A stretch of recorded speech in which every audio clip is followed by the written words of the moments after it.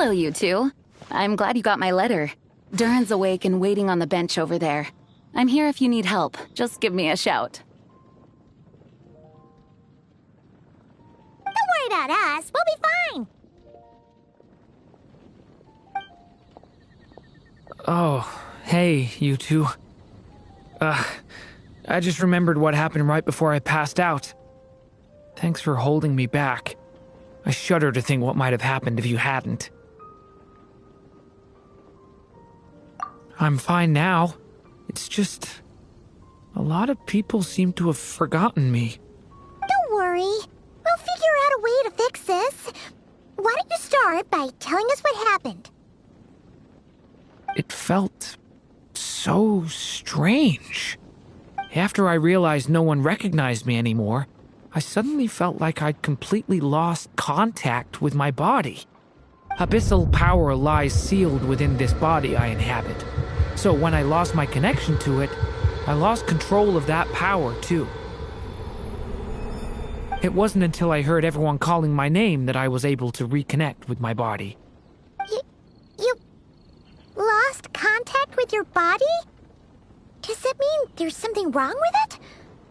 Sounds like we need Albedo more than ever. I don't think the problem lies in Albedo's alchemy. Huh. But then, why are people forgetting you? Guess that's what we need to figure out. That means we need Alice for sure.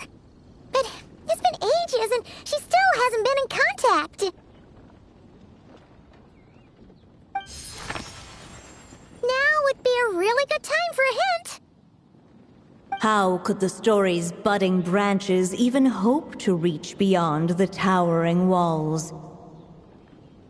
Leaving the castle, the witch went off in search of the tallest, grandest tree in the whole world.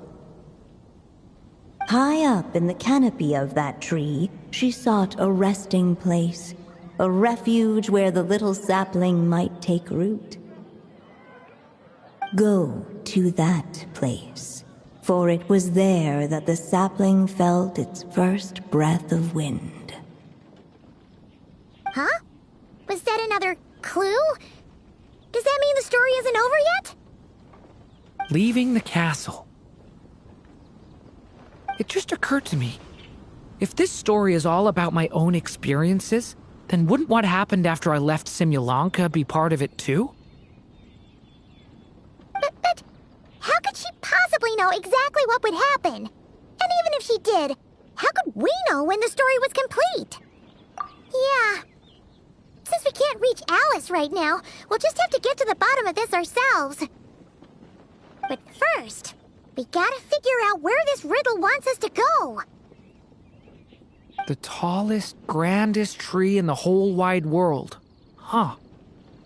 The only place that ever gave me that feeling was the one I ended up in right after leaving Simulanka. They had great coffee there, too.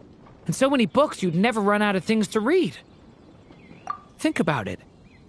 Our search in Mondstadt began in a library, right? Well, Sumeru City's got one of those, too. And it's absolutely huge. What do you say? Should we try looking there? Huh. That does kind of make sense. And it's not like Paimon's got a better idea. Alright, let's just give Jean and the others a heads up first. Well, it sounds like you've got a plan, so I won't interfere. All I ask is that you stay safe. Albedo won't be back for some time, and until he is, we can't know for sure how dangerous Durin might be in his current state. I'm so sorry about what happened before. Believe me, I'm not blaming you, and neither is anyone else here. If anything, it's the opposite. We're all just worried about you. Worried? About me? Come with me. I want to show you something. As soon as they heard you were awake, they all hurried over to see how you were doing.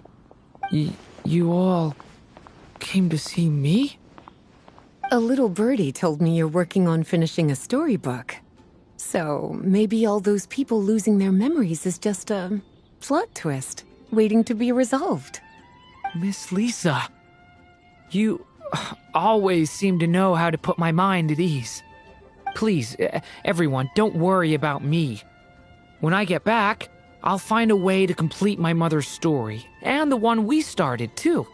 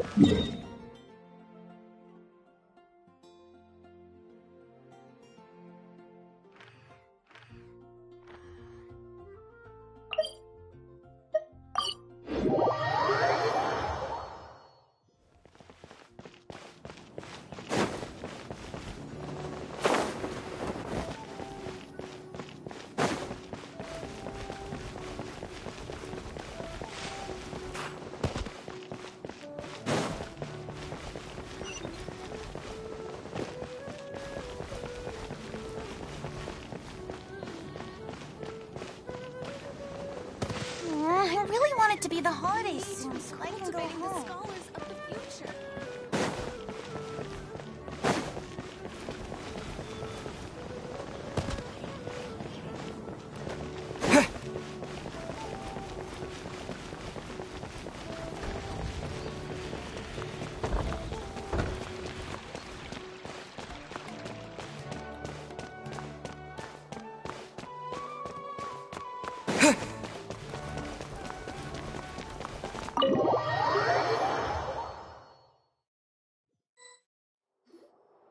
Whew.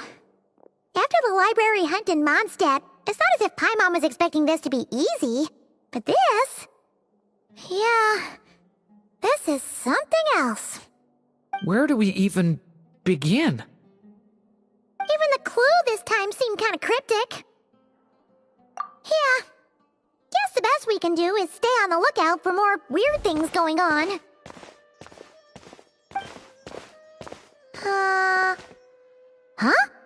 Sorry, what was that? I'm here to return Volume 5.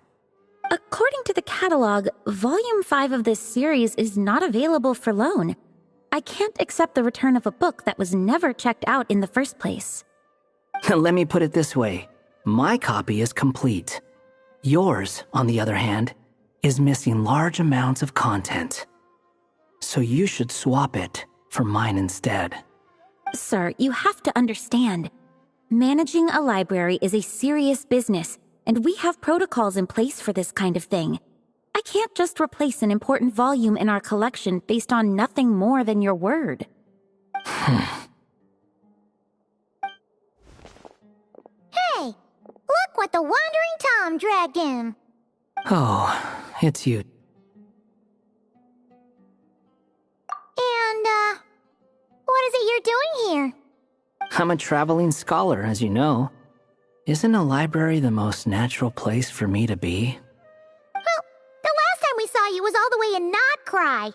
Paimon just didn't expect to suddenly see you in Sumeru, that's all. There were some things I needed to come back and take care of. Some documents had gone missing, so I tracked them down, restored them to their original condition. And now, I'm here to return them. And considering what I'm planning to do next, It feels like a weight off my shoulders. What's going on with you, huh? You look like a kicked puppy. Hat guy. Ah, at least you haven't forgotten about me. What's that supposed to mean?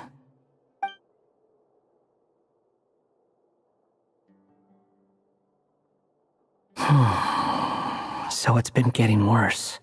Sounds like you know something we don't.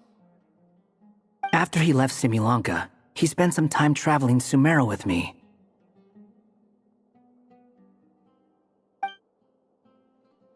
I was working on several texts at the time, and I stumbled upon something strange. Anytime Durin of Simulanka was mentioned, before long, the record would disappear.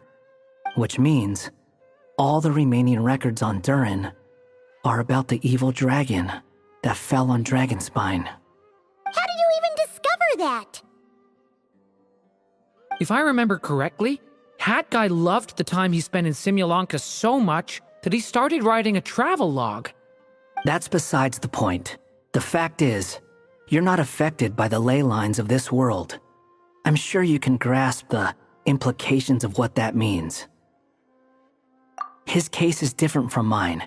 It's more like the world itself refuses to accept his existence.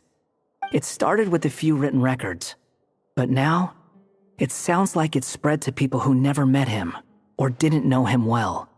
At this rate, the whole world might forget him altogether. The whole world? But that includes all my friends in Mondstadt, and even Hat Guy, too. So that's what you've been worried about all this time? Why didn't you just tell me?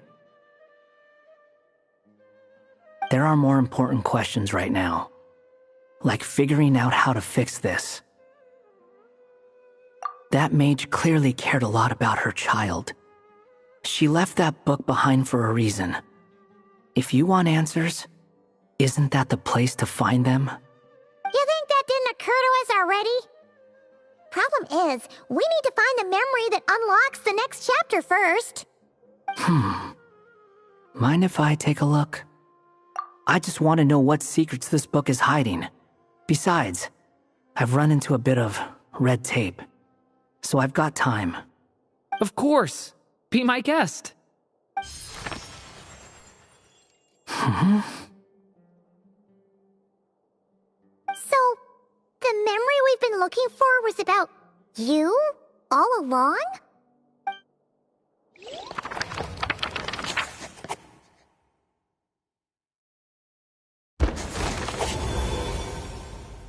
The little dragon became companions with a stray cat with dark blue fur.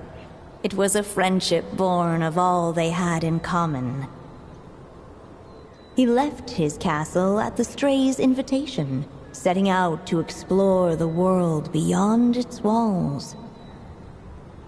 There, he grew fond of the outside world, eager to make friends and share the story of his life. Taken by the dragon's story, the stray tried to write it down. But he soon realized that no matter how he tried, it would always warp into the evil dragon's tale.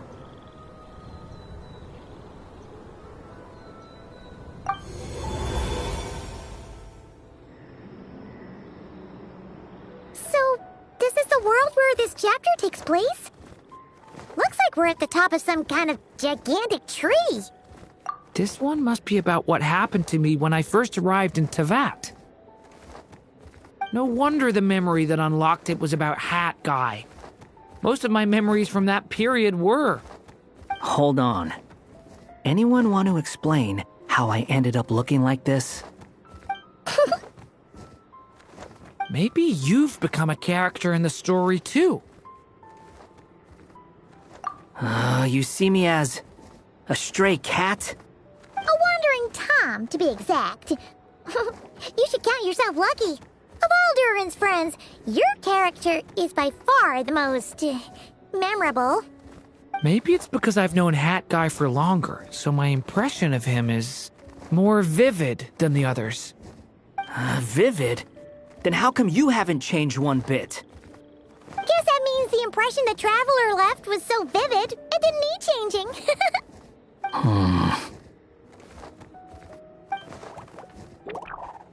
Hello, everyone! Ready for today's adventure? It's the storybook Durin. Oh. So you're not playing yourself in this one? Does that mean the two of you have even more memorable roles to play? Where are we going today, kitty cat? Whatever. Just follow me. Same as always. Okie dokie! Can we chat along the way? If you have something to say, just say it. Was that seriously how the two of you communicated when you first got here? Yep. Anyway, how do we get ourselves out of here? Usually, the narrator gives hints to help us figure out what to do. Speaking of which, about time we got some of those, don't you think? The story's vines had woven themselves together into a giant tree, the boughs of which a little storyless dragon now paced, homeless among its leaves. He had to find a way to leave this place and set off in search of a home of his own. If he stayed, the world would erase him from its memory altogether. To leave this place? But where am I supposed to go? The little dragon felt completely lost. Just like the vines, the road ahead branched off into different directions, twisting and turning before disappearing into the mist. But as luck would have it, a prophetess waited up ahead. Perhaps she might know where each path might take him.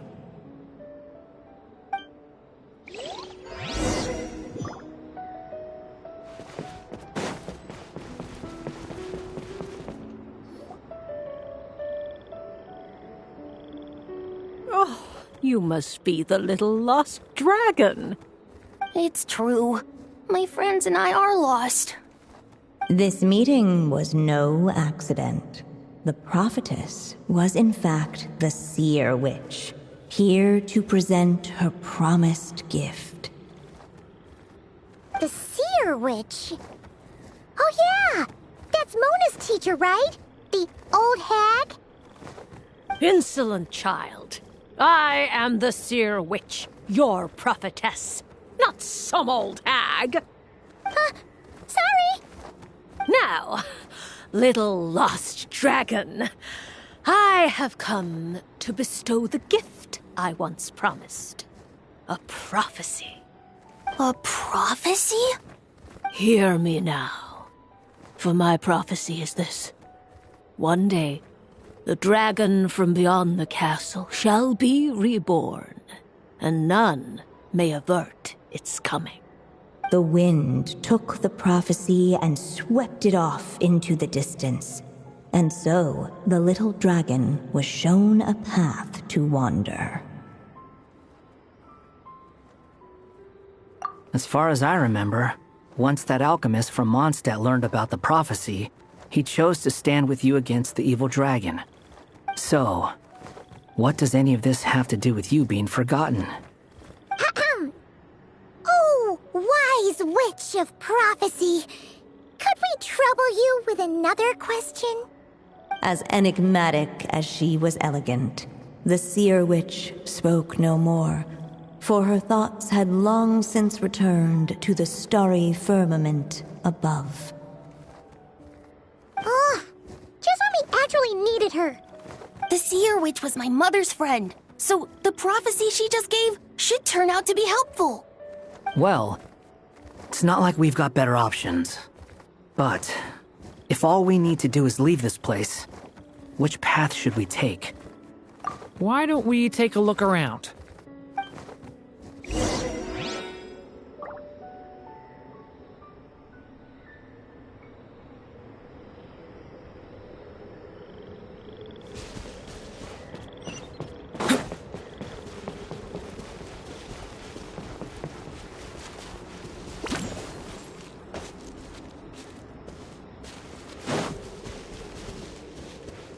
The wind kept blowing, but the little dragon had not yet resolved to follow it. Before him lay a foggy path, and where it might lead he could not tell.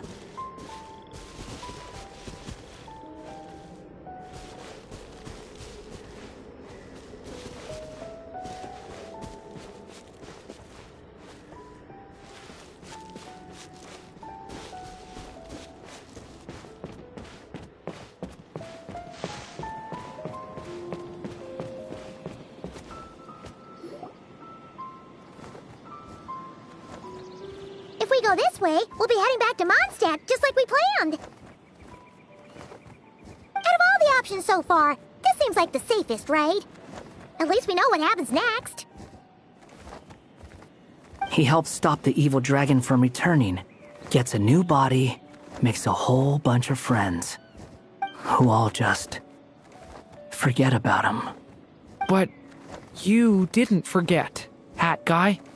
I'm just saying, choosing this path wouldn't solve the main problem. You'd still end up being forgotten. Huh.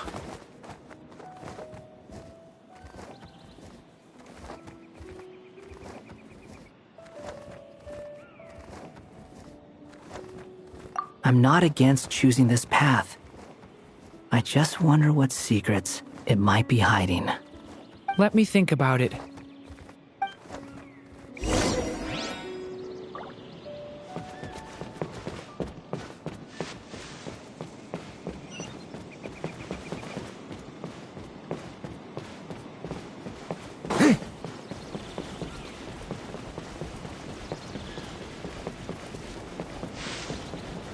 I still think you should keep going, little dragon. If you leave the castle, you can accomplish something amazing and make a bunch of friends along the way. Really? Then let's go! Unable to preserve his story, the little dragon wandered astray. Fortunately for him, a certain prophetess had left behind a prophecy to guide him. The wind took the prophecy and swept it off into the distance, and so the little dragon was shown a path to wander. Following the wind's guidance, the little dragon made his escape. In turn, the prophetess affirmed the little dragon's choice, leaving an extra secret as her parting gift. Now that you've made up your mind, I shall keep my promise by explaining fate's little trick. Long, long ago, the gods of the high heavens gave the world outside the castle a magic of its own. They called it storytelling.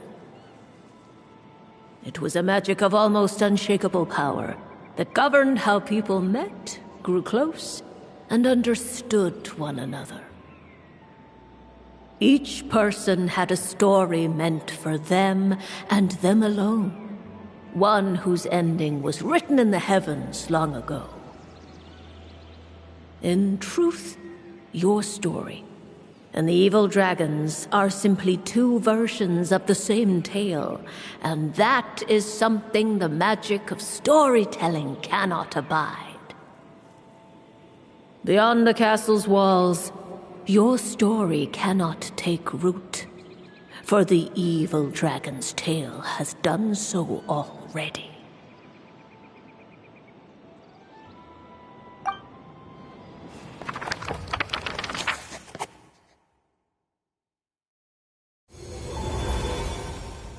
So, that was the secret? Huh.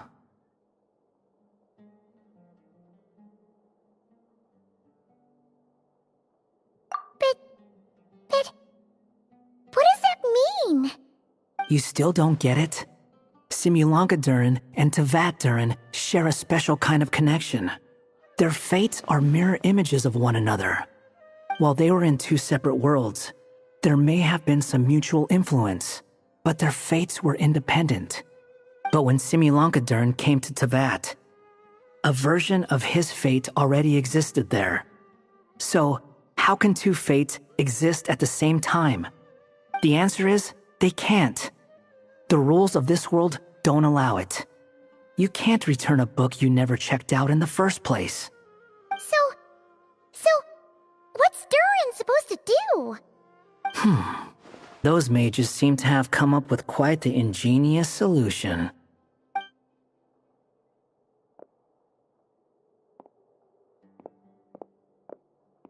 I'm here to make a return. As I said, there's no record of Volume 5 of this series ever being checked out. Then just think of this as Volume 6. Based on what I know, the author was planning on publishing another volume anyway. The catalog does have a slot reserved for Volume 6. So, this is it? Sure, let's go with that. All you need to know is, I'll be the one writing this series from now on. You... What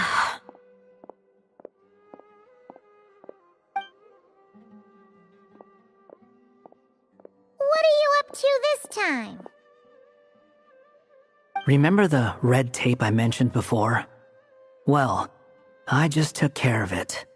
Now, I guess you'll be off to see your alchemist friend? It should be pretty obvious by now. He has the answers you're looking for. Well, we do have a whole bunch of things to confirm with Albedo, that's for sure.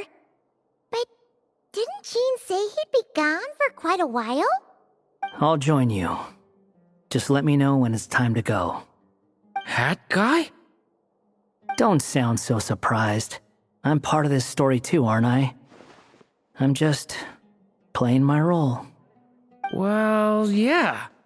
But it's not that. I just feel like you want to help, but something's holding you back. When I first realized you were being forgotten by the world, I thought it might be because you spent too much time with me. I even thought cutting our ties might be the only way to fix it. Why would you think that?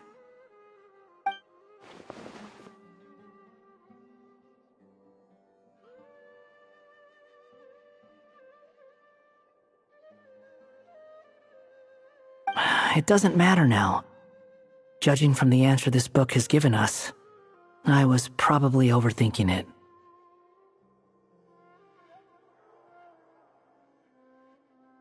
Just as well. With the ley lines rejecting him like this, the people who still remember him are his only remaining connection to this place. If that last fragile tie was broken, who can say what devastation his unbound body might unleash? And to think I'm one of the people keeping you here, instrumental in helping change your fate. Can't say I saw it coming. Well, if it's good enough for Hat Guy, it's good enough for me. After all, he is about as odd as humans get. Excuse me?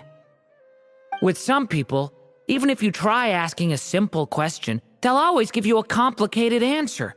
And the more you ask, the more complicated it gets. Truth is, Hat Guy's just that kind of guy.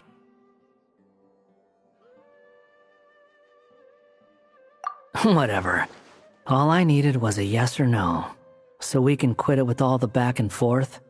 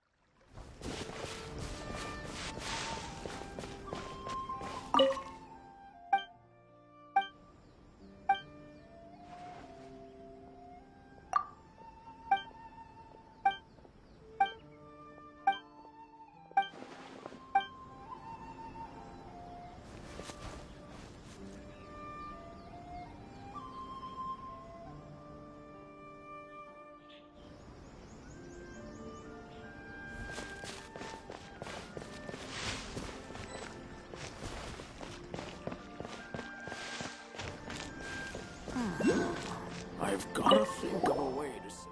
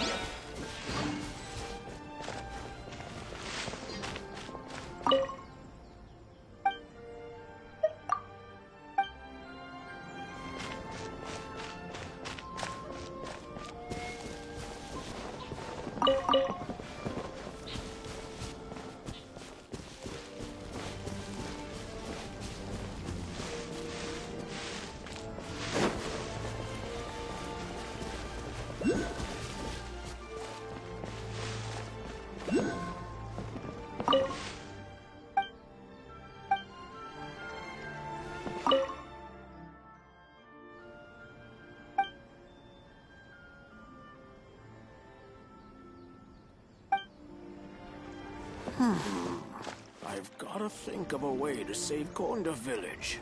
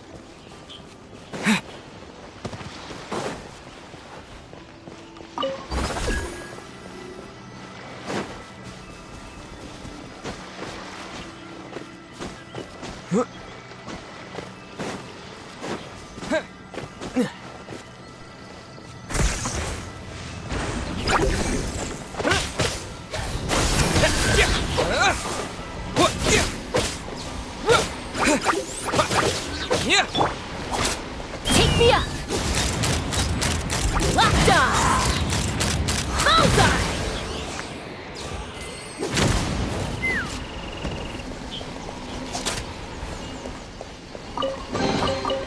Ooh, shiny.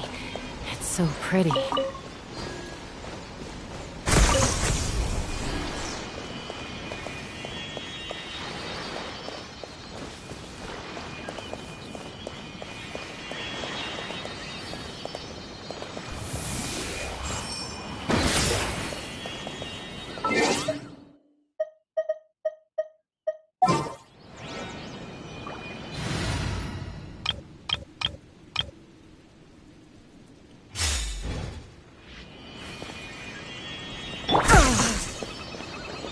Illusion shattered!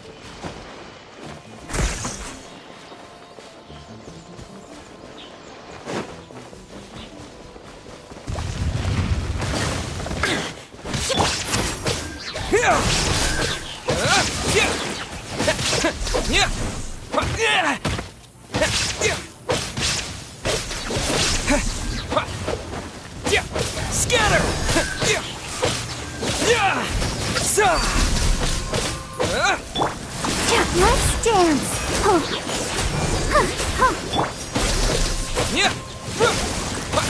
Propagate!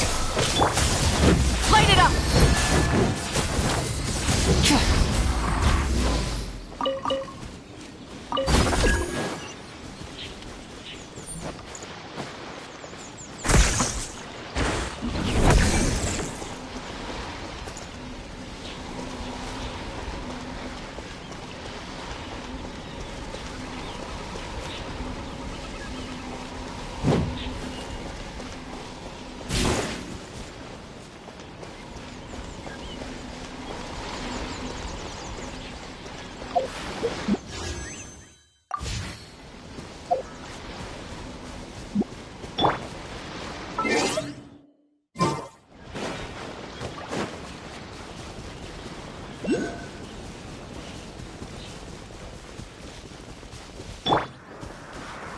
Shine down! Clear skies can do nothing to hide the brilliance of lightning. Divine bolts can strike even in the absence of rain. Do you see that tree? I've gotta Wait, think of a way you understand? to save Konda Village. So, demonstration is not required. Good.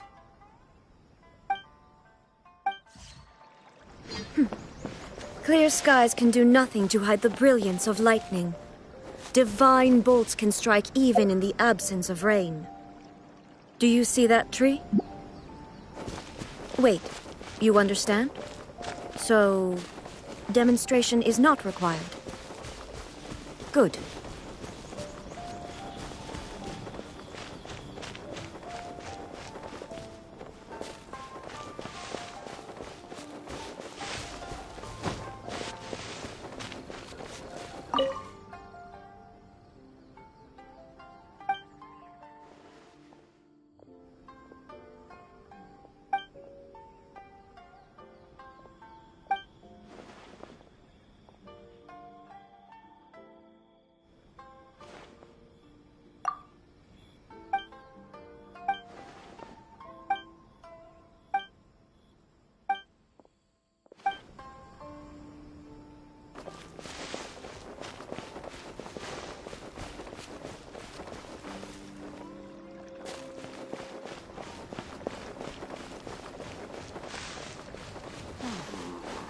I've gotta think of a way to save Cornderville.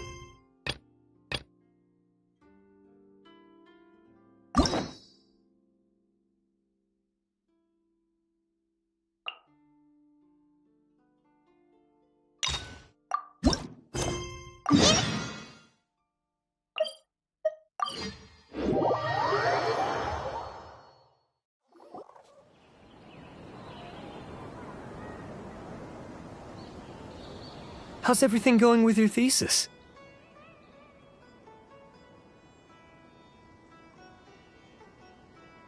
I should be able to publish it next month.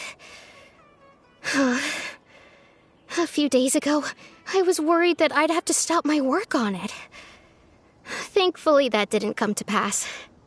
Well, Azar was one of your thesis advisors. Honestly, I was afraid that you might have gotten dragged down as well. How did things get settled? The newly appointed acting Grand Sage reviewed all of our projects and gave us permission to continue our research.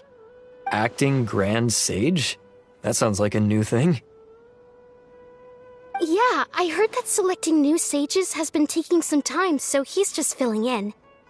But it's all thanks to him that our research results weren't jeopardized. Once my paper is published, I'm definitely giving myself a long vacation and getting some much-needed rest. Mondstadt sounds like a good idea. They're really out of their minds, making Al-Haytham the acting Grand Sage? Take it easy, Professor. I'm puzzled as well. Just going by qualifications, you're one of our most preeminent scholars. I don't know why they picked a stripling like him. Fool! Do you think I'm angry because I wasn't chosen for the position? No! It's because I don't understand why they chose him!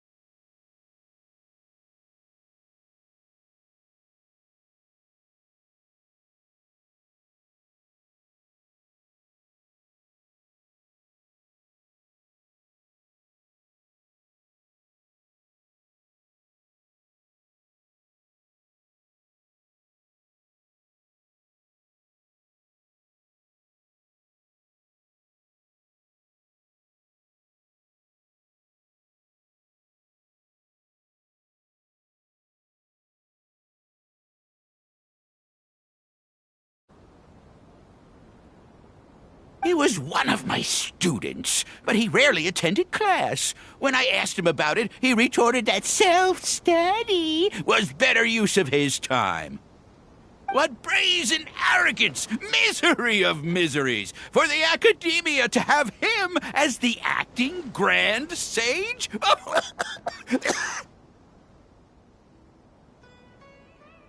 Professor, don't get so worked up. I'll go get you some water. Psst. Want to hear a secret? I've heard the new acting grand sage is from Haravatat. Really? Who is it? Someone named Alhaitham. Never met him myself, but he's a real hot topic right now. Lots of things being said about him. Hard to tell what's true and what isn't, though. There's also a Vahumana scholar who's been in the spotlight recently. They say that he's a likely pick to be one of the next sages. Oh, is he teaching any courses? Maybe we should drop by. Wow. News of Alhaitham being the acting grand sage sure spread fast. Some people don't know who he is, though. Guess he's less famous than Paimon thought. Some people are saying good things and others bad. Especially that old guy just now. He really doesn't like Alhaitham.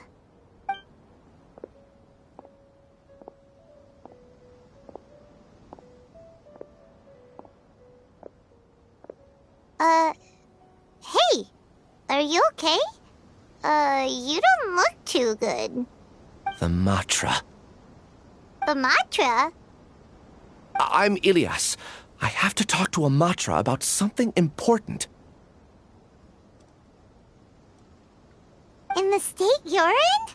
You shouldn't push yourself. Why don't you tell us what happened and we'll pass on your message to a Matra? No, I have to tell them myself. They are the only ones I could trust. Sorry, can you lend me your arm? This is an important matter. Failure is not an option. Since you put it that way, fine, we'll take you to a Matra.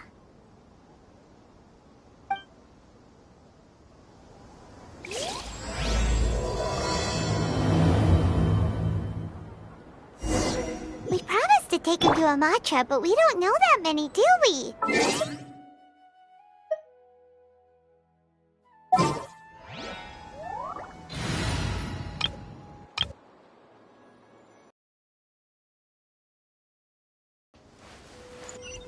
Oh, wait! Sino should be back at the Academia! Let's go find him!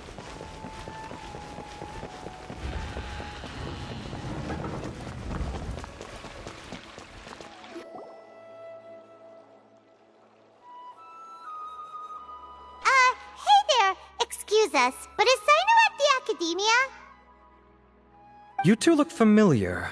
Are you friends of Mahamatra Sino? I'm afraid he's out on a mission right now. But if you'd like, I can pass whatever message you might have on to him. We ran into this guy by the gates, and he seems really eager to speak with the Matra. It sounds like something urgent. Oh? If you don't mind, why don't you tell me about it first? Siraj. Siraj. That name sounds familiar. Isn't he a Vahumana researcher? Vahumana researcher? Yes, one of their most renowned, in fact. I hear he's as daring as he is intelligent. There are rumors he'll become Vahumana's next sage. But please continue, good sir. What about Siraj? I want to report him for conducting a dangerous experiment. He kidnapped me, tied me up, and took me to that horrible cave. Experimental equipment everywhere. I ran as fast as I could, a little slower, and he would have caught me. There's no rush. Please, take your time. What kind of experiments was he conducting? Where is this cave? I don't remember. Huh? You can't remember? All I remember is Siraj walking towards me, and then my head started feeling weird. It's like a nightmare that I can't recall. I just know that that place is dangerous, and that they must be stopped. Oh, I heard they conduct business in the tavern. We have to hurry. Even if what you say is... All right. I'll have some of my colleagues look into Siraj. But before that, I would like to administer the Matra lie detector test. You think I'm lying? Please don't take it the wrong way. This is just standard protocol. Sorry, but can you two wait out here a little while? We'll be back soon.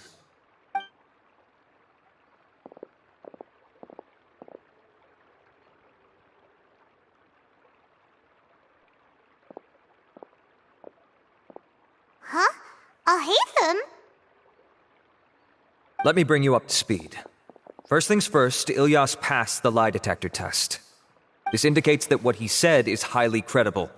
As such, we've decided to launch an investigation based on the leads he provided. Per protocol, this matter was reported to Acting Grand Sage Al-Haytham. After hearing about it, he left a message for Mahamatra Sino and then asked to join the investigation. Huh. It's kind of weird for you to be working with the Matra. Is there a special reason? You're overthinking things. My interest was piqued is all. Really? I'm unsurprised you have this much free time.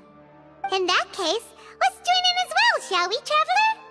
It's already against protocol for Acting Grand Sage Al-Haytham to participate in this investigation. As for you two... Oh, never mind. After all, you were the ones who brought Ilyas here. I'll allow you to accompany us, but you have to promise to keep everything confidential. Don't you worry, our lips are sealed.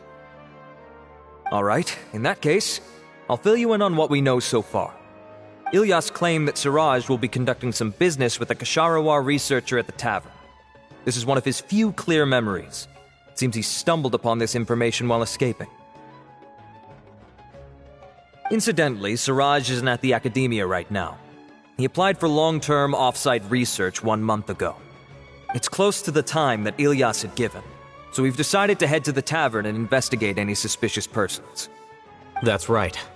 Arav, prepare to head out. You two, do as you will.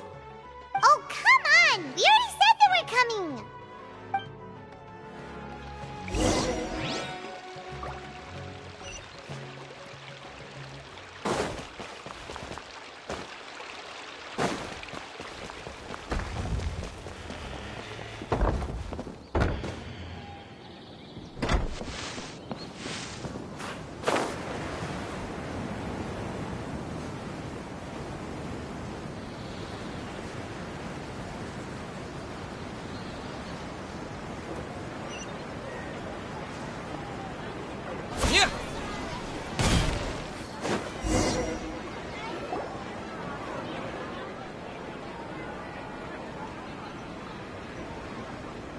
We're here, Acting Grand Sage Al-Haytham. What's our next course of action? Acting Grand Sage Al-Haytham? Looks like you haven't read any memos lately. The new Academia decree clearly states that even a sage doesn't have the authority to interfere with the Matra's actions during an ongoing investigation. If your superior were here, he wouldn't be asking me what to do. Instead, he'd be telling me to stay out of the way. You're right. Understood. Then please wait here as we lock down the perimeter and search for suspicious persons. Ilyas, please stay here. Acting Grand Sage Al-Haytham, I'll have to trouble you with the protection of our primary witness. Sure. Though I'd rather he just protect himself.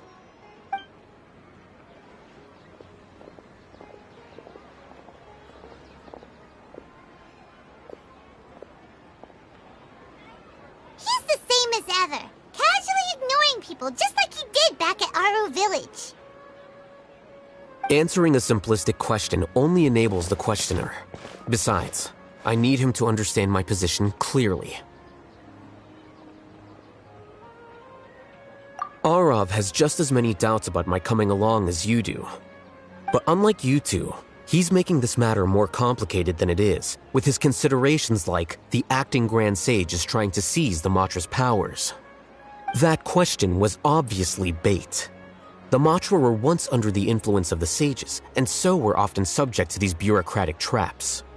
The test was strictly unnecessary, though. I hope that our exchange will assure him that I won't interfere with their work this time. Why is this so complicated? This is why I was against becoming the acting Grand Sage from the very first. Titles and rank inevitably make a lot of things more troublesome than usual. Excuse me, Acting Grand Sage Al-Haytham. I've had a question on my mind, and I need to know the answer no matter what. Have we met before? I have no recollection of ever meeting you. Haha, I thought so too. I probably wouldn't have had anything to do with someone of your caliber. Then why did you ask? Well, for some reason I felt a sense of familiarity when I met you for the first time. Really? A misperception, perhaps. Or... Acting Grand Sage Alhaitham, we've apprehended a suspect. Siraj? No, it's the Ksharawar researcher who has dealings with him. His name is Narendra.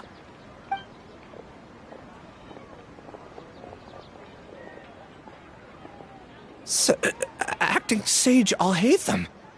Wait, can someone please explain what's going on? I admit that I did steal some mechanical components from the lab and sell them, but does something like that really warrant the personal interest of the Acting Grand Sage?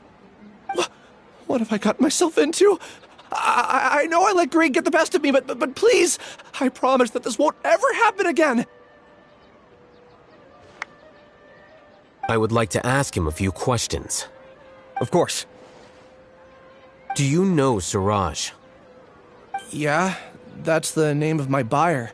He asked to make the transaction at the tavern, but he never showed up. What were the details of this transaction? He's doing some kind of experiment that seems to require many power generators and electrical components that can only be found in our project. He contacted me in private and said that he'd pay a large sum of Mora if I was willing to put some aside for him, under the pretense of them being defective parts. We had originally agreed to meet at the tavern earlier today to do the trade. I sure didn't expect to get stood up, or run into you all. Perhaps Siraj was aware that Ilyas might leak information, so he intentionally didn't show up. Whatever the case, it seems that this lead ends here. The good news is, regardless of what Siraj was planning, his progress will now be severely hindered by a lack of power generators and electrical components. We still have time to conduct our investigation. Do you have any more questions for the suspect? No, he's all yours. But I'd like to borrow Ilyas for a while. Oh, that's fine.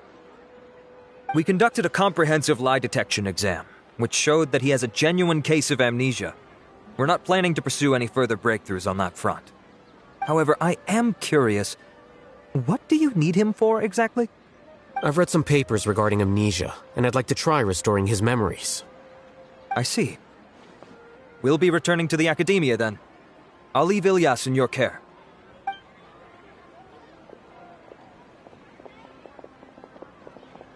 Follow me.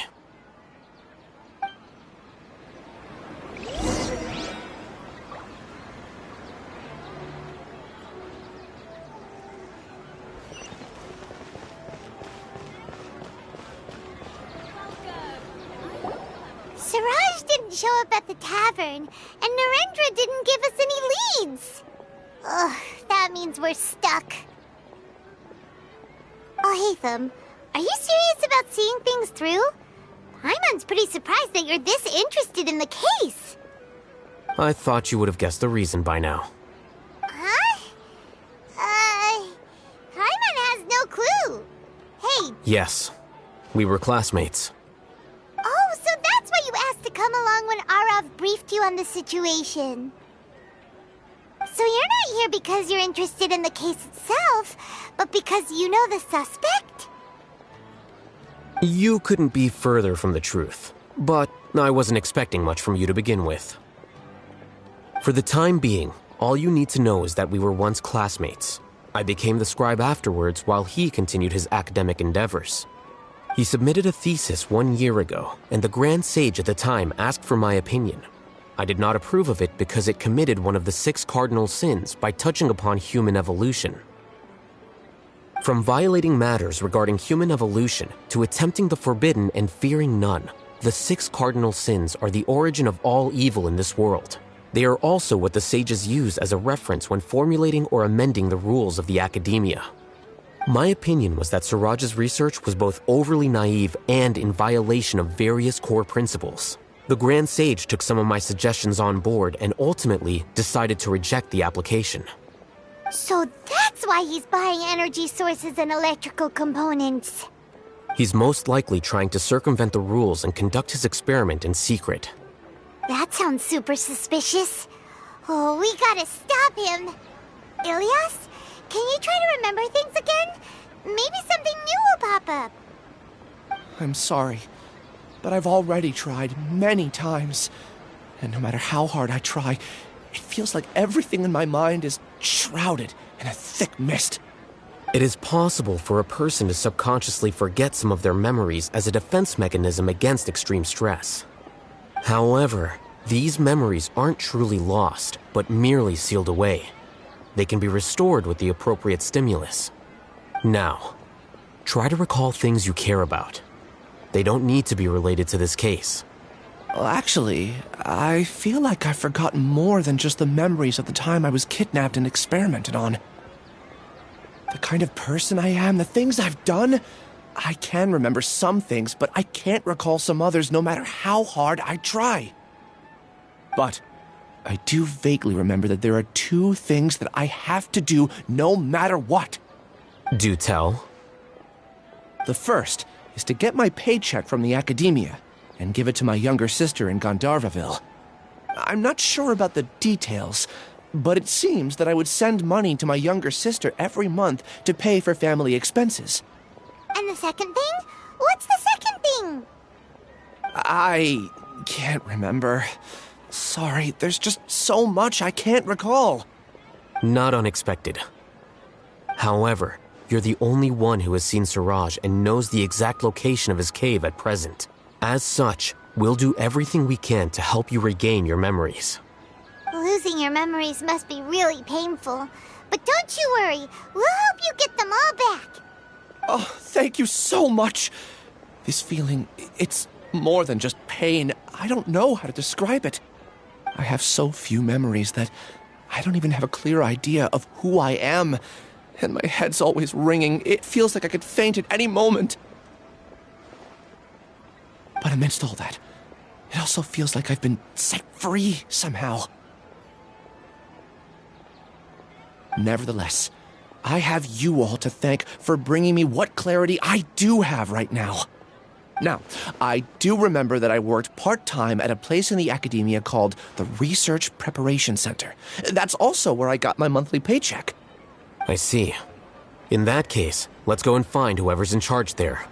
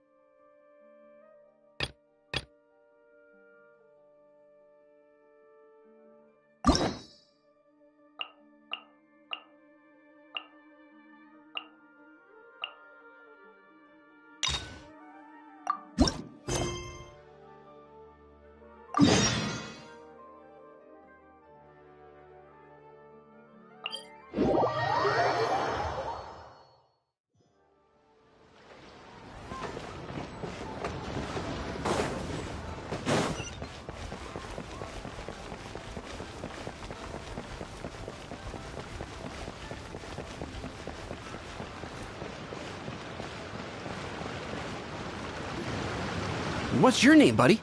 Are you here to buy some medicine? Where are your mom and dad?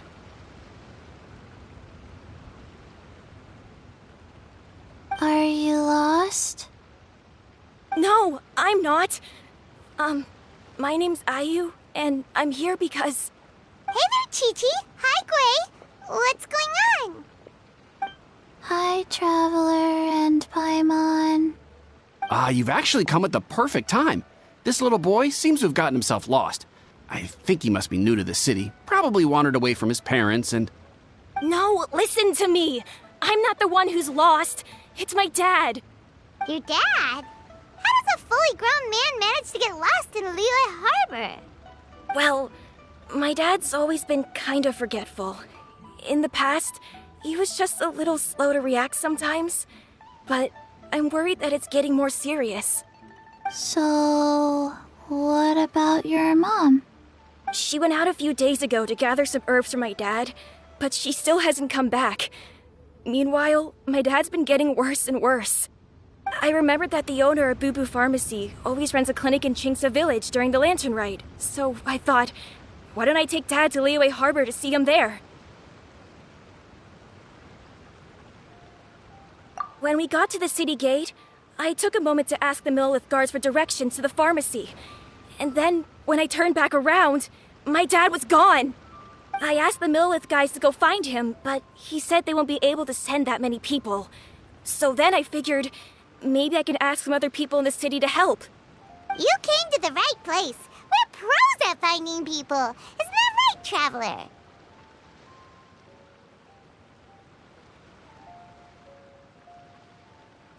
Changshen can help. She has a good sense of smell, like a dog. Hey, who's talking about me behind my back? Chengsheng, Chi-Chi meant that as a compliment. There's no need to be upset. Hello, child. You mentioned that you were looking for the owner of Boo Boo Pharmacy. How might we be of service? You have a talking snake? Oh, are you Uncle Baiju? Uncle Baiju? Chengsheng, now's not the time. My dear boy, could you tell me more about your father's condition, as much as you can recall? Yes, Dr. Baiju.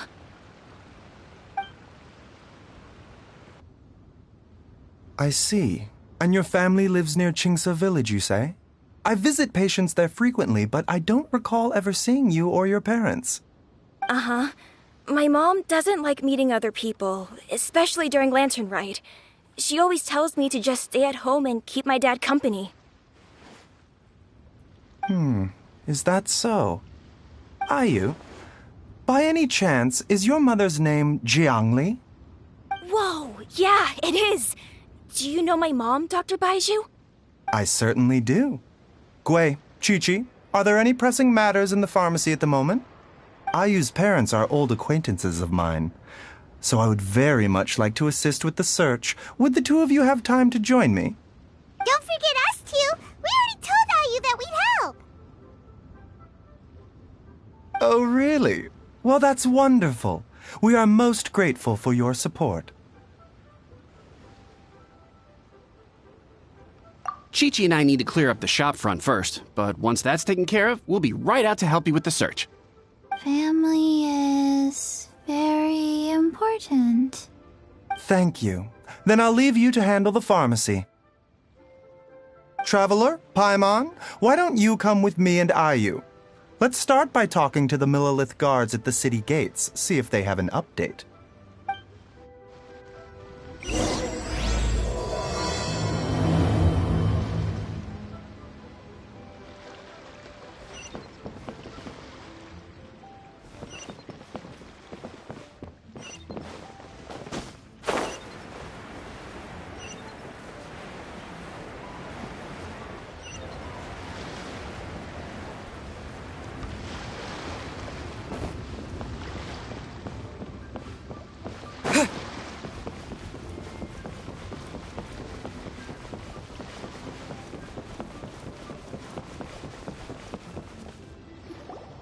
We searched to the north, but couldn't find anyone who matched the description.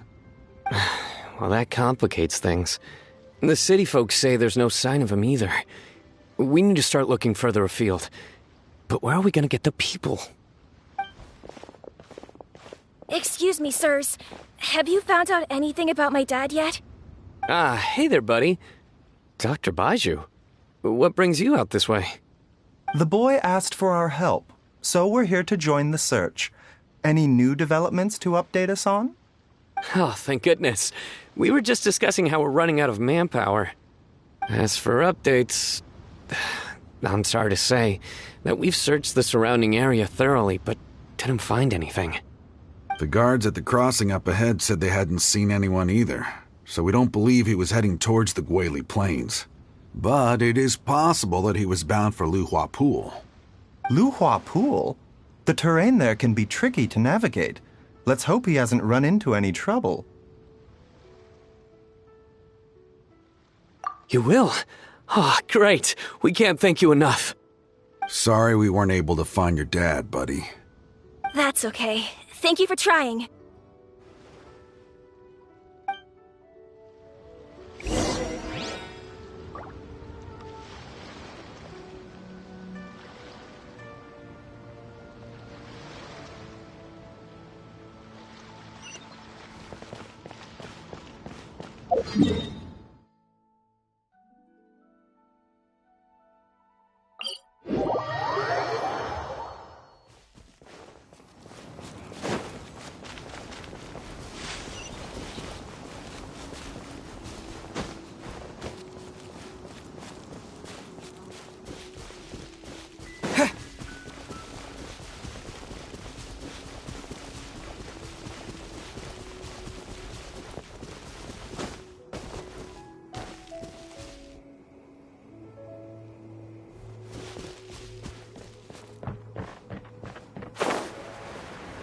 Dad! Dad, can you hear me?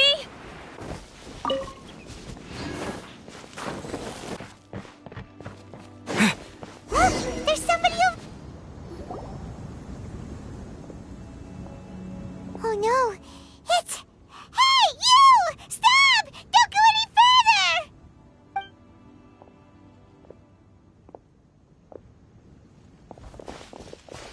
Watch where you're going!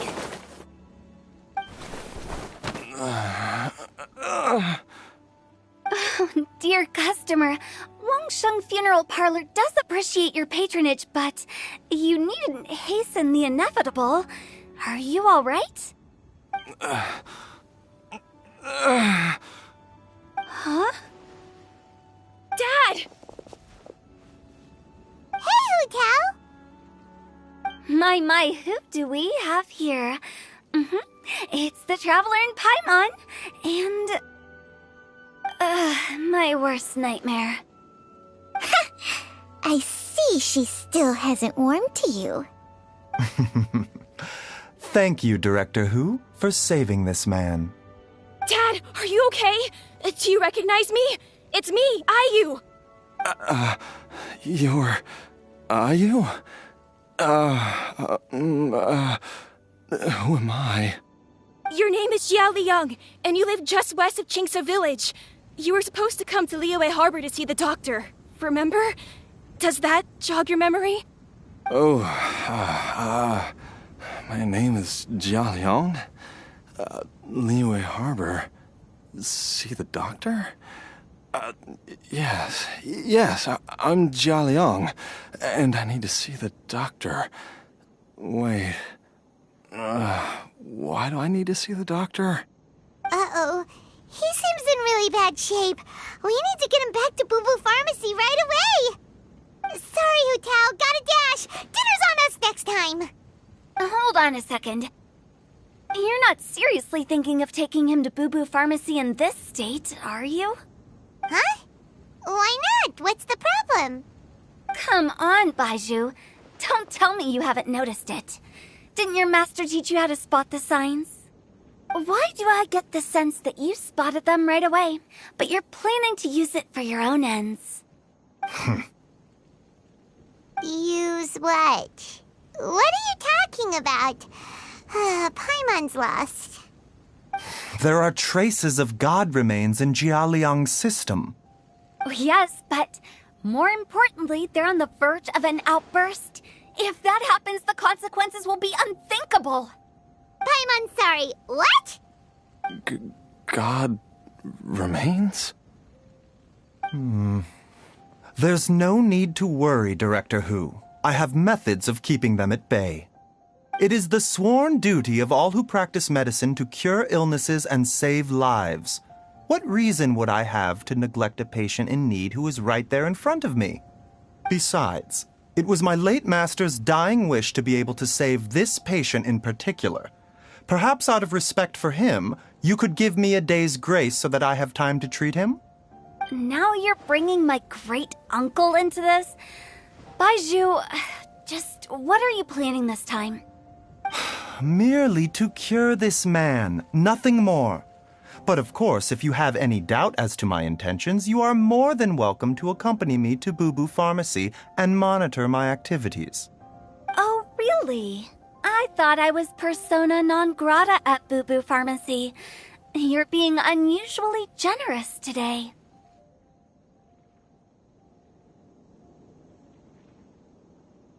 Okay, deal. We're not going to solve anything by keeping Jialiang here.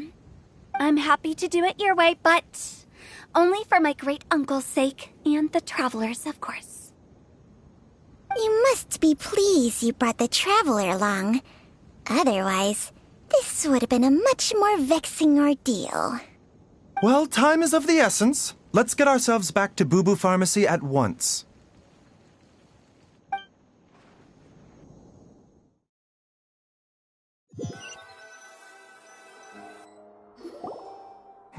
Blockages within the cardiovascular system, reduced blood flow and energy circulation? I see. I suppose this must have caused the cognitive abnormalities. Dr. Baizhu, how bad is it? Can you cure him? Don't you worry. Baiju's a really great doctor. He's sure to find a way. Isn't that right, Baizhu? Ayu, do you know when your father first started displaying these symptoms? I'm not sure. He's been like this for as long as I can remember. But it wasn't as bad as this when I was still little. So it's been a long time indeed.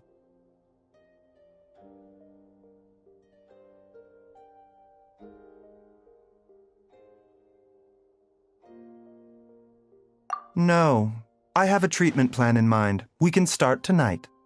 Come and see me again tomorrow morning. I promise that by then, Ayu will find his father healthy and lucid again. Thank you, Dr. Baizhu. Thank you so much. If you still have any misgivings, Director Hu, please feel free to hang around for as long as you wish. However, it would be best if you step outside this room. A doctor must be able to focus when treating a patient. Any distractions heighten the risk of complications. Yes, of course, absolutely. I'll just go and look at the flowers or something. But I will be back in an instant at the first sign that something's amiss. See you tomorrow, Baizhu and Chang-Chang. Bye for now, everyone. Are you ready, Baizhu? Ready as I'll ever be. I'm used to it by now. Come on, let's get started. All's well that ends well, huh? You know, Paimon's kind of curious after hearing Baizhu mention those people from his past. What do you think they were like?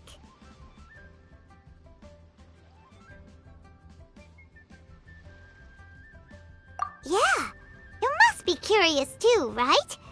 Let's go see what we can find out while Baiju's busy treating Ayu's dad.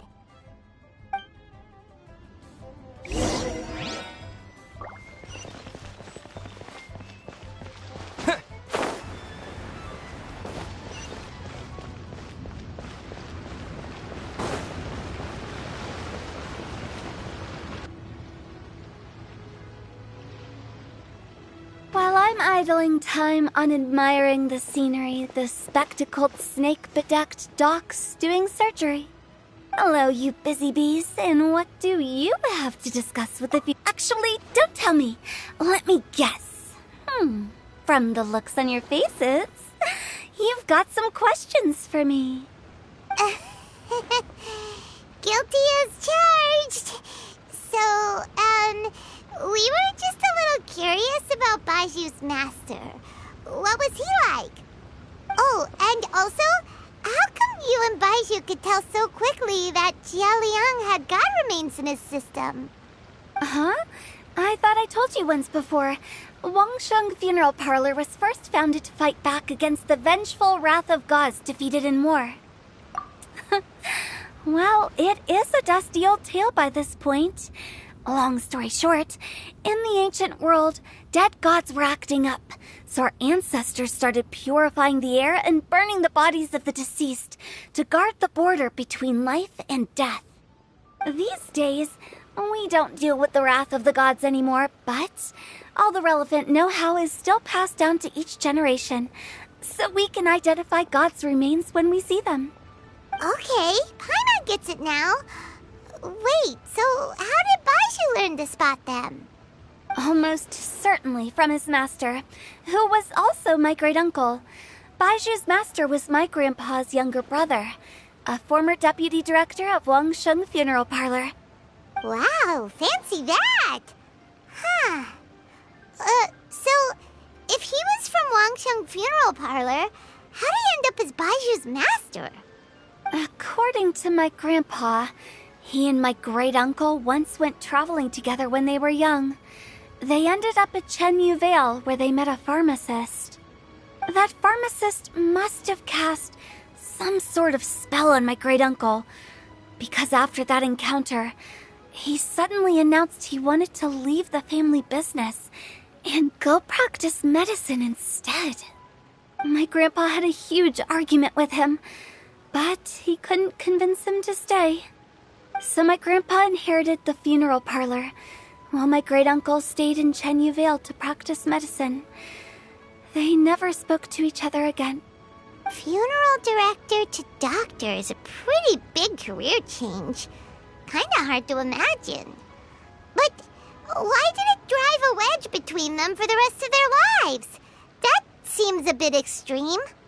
If he had just become a regular doctor, there would have been no issue. After all, the Wangsheng Funeral Parlor wasn't unlike a regular doctor's clinic in the early days. But according to my grandpa, the pharmacist they met had a very ominous aura about him. And on top of that, the kind of medicine practiced in the Chenyu Vale tradition goes against the natural order of things. In what way? Don't know. My grandpa didn't know the specifics. And you've seen how wary Baizhu is around me. He'd never tell me anything. But even that says to me that he definitely has something to hide. One thing I do know about Baizhu is that he's obsessed with the idea of immortality. But whether that has anything to do with what he's hiding is hard to say. Anyway, so I will be sticking around here for now to keep a close eye on the situation. Maybe tomorrow I'll finally figure out what he's up to. After all that, it seems like we have more questions than answers. Never mind. We'll just have to ask Baizhu himself about all of this tomorrow.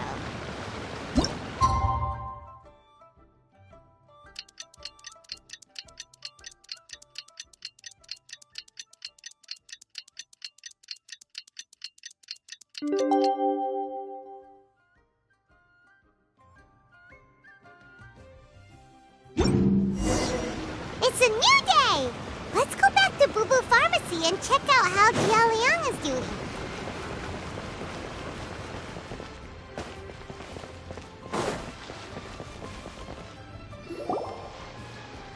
Dad!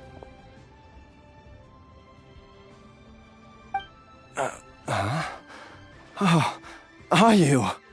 Dad, you remember me! Yes, I remember now. Oh, are you? I'm so sorry. You must have been worried sick.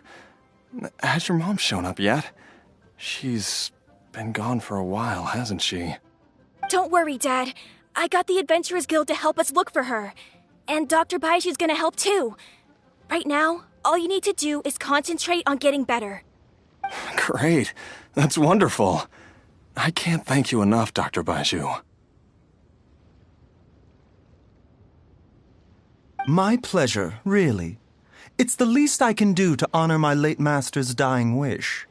If anything, I should be apologizing to you for not making the time to visit in all these years. Not at all, Dr. Baizhu. It's only because Jiang Li... What was her reason again? You're still in the early stages of recovery, so you'll need to take it easy for a while. Take it slowly and try not to overexert yourself. I suggest you stay at Boo Boo Pharmacy and rest for at least the next few days. Director Hu, do you have any further reservations about Jia Liang's condition? It seems like the evil presence is gone after all. You really did manage to suppress it, huh? But how did you accomplish this in a single night? That would be a trade secret, I'm afraid. If that gives you any cause for concern, you may continue to monitor. Blue Pharmacy cannot offer to reimburse Wang Sheng Funeral Parlor for any revenue lost in the meantime. Oh, come on, Baizhu. I'm not that unreasonable.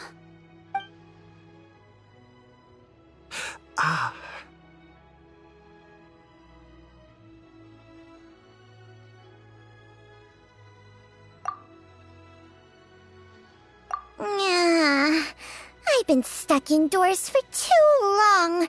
Baizhu, take me outside for some air, or I'm going to suffocate. Yes, of course.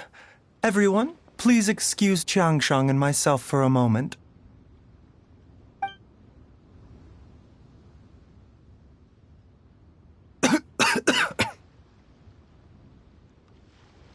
Suffering now, are we?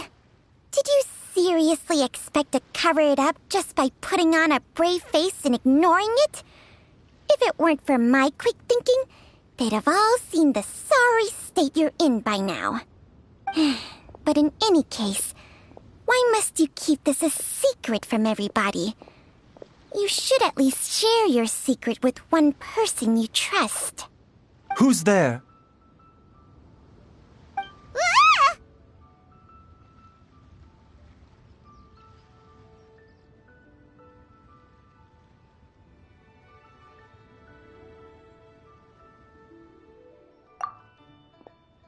Why did you follow us here? Oh, it's nothing. I just needed to get some air. What did I just say about putting on a brave face? Traveler, Paimon, the truth is, Baizhu did not cure Jialiang's illness. Instead, he transferred some of his own life force to his patient to temporarily subdue the poison in his system.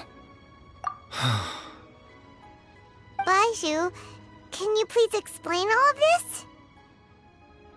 My predecessors in medicine forged a contract with Changsheng. Every successor to this contract is able to use Changsheng's secret art to treat patients.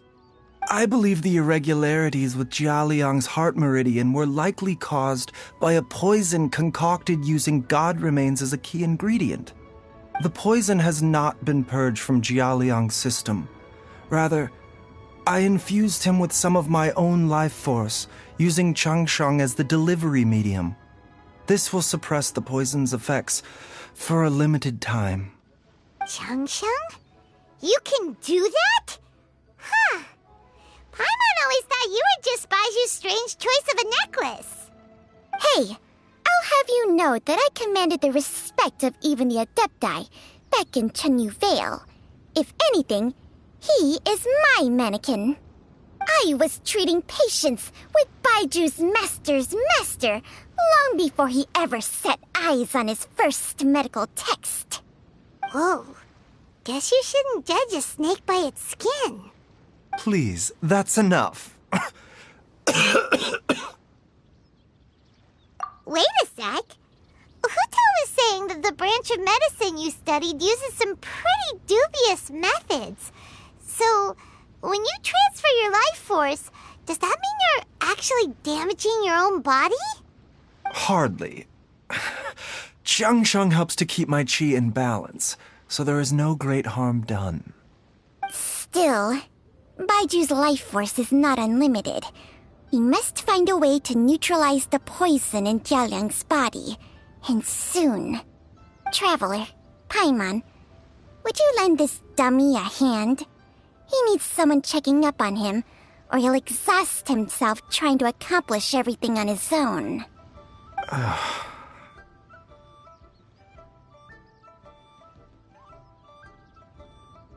Baiju, don't you think you should seize this opportunity? You cannot expect to hide this from everyone for your entire life. Time will see that all secrets surface eventually. Entire life. Thank you, Traveler and Paimon. Huh. Paimon doesn't think we've seen this side of you. But there's no need to thank us. You've helped us out before.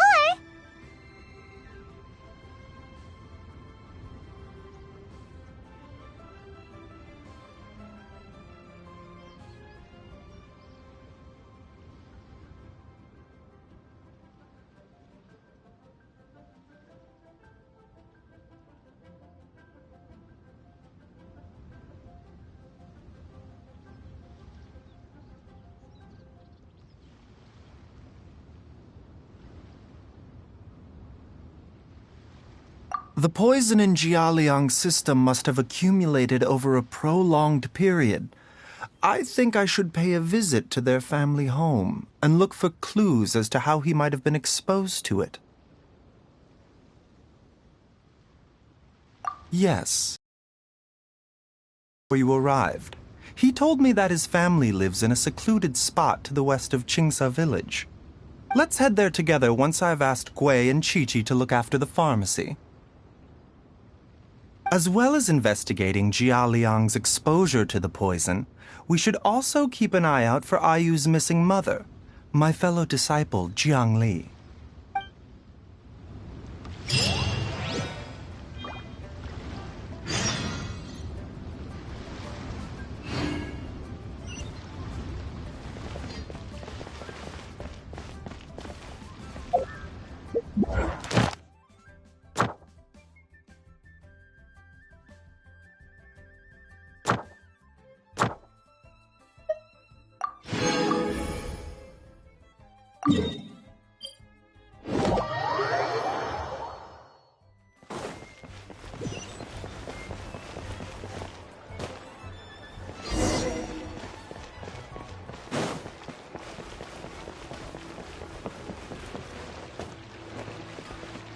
Ad Astra Abbot.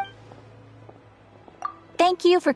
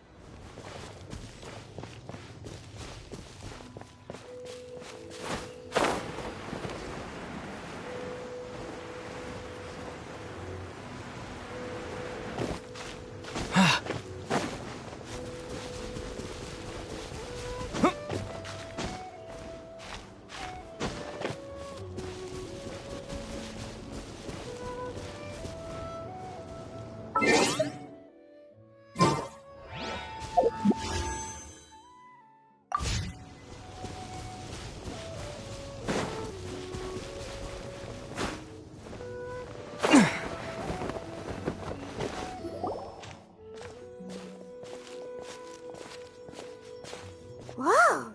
There's a house all the way out here? Huh. It's so well hidden, Paimon's never noticed it before. Nor have I. And I've hosted clinics at Qingsa Village many times in the past. If you ask me, Jiang Li was trying to remain unnoticed. Oh, that reminds Paimon. We meant to ask earlier, but it slipped our minds in the rush to get here. Could you tell us more about Jiang Li? You said she was your fellow disciple, right? She was indeed. We studied medicine together under the same master near Chenyu Vale. She is several years older than I and also began her travels far earlier than me. As a result, the time I spent studying alongside her was rather short. Supposedly, she met an herb gatherer sometime during her travels and decided to settle down with him. That must have been Jialiang. Wait, Changsheng, are you saying neither of you had actually met Jialiang or Ayu before all of this? Jiang Li did occasionally come back to Chenyu Vale to see our master, but for whatever reason, she hardly ever talked about her family. The last time she visited us, she and Master had some sort of quarrel. We never heard from her after that. It almost seemed as if she'd gone into hiding. Quarrel? What happened? I don't know. I did not witness the argument myself. Nor did Master ever explain it to me. All he would say is that should I ever encounter Jiang Li or her family in the future, I should do everything in my power to help them. Oh, so that's why you went to such extreme lengths to help Jialiang. No. Even if my master had never said anything, it would still be my duty as a doctor to help him. My decision would have remained the same. Paimon never knew you were so selfless, Baizhu. Paimon always had you down as the sneaky, scheming type. Sorry. So a few words from me is enough to dispel all your suspicions, You ought not be quite so quick to relax your guard, Paimon. Sometimes even the good guys have their own private agenda. What the... Okay, that was the most suspicious-sounding thing you've ever said.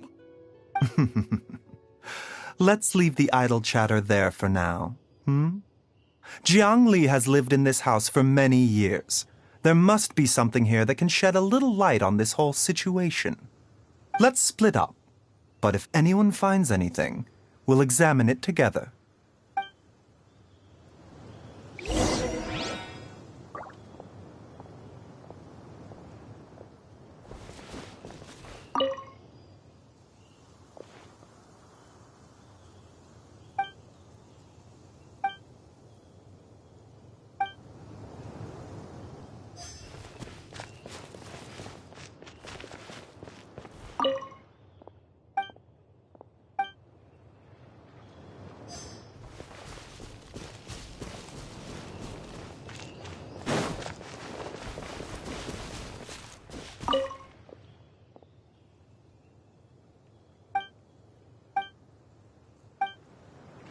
Traveler, Paimon, come quick!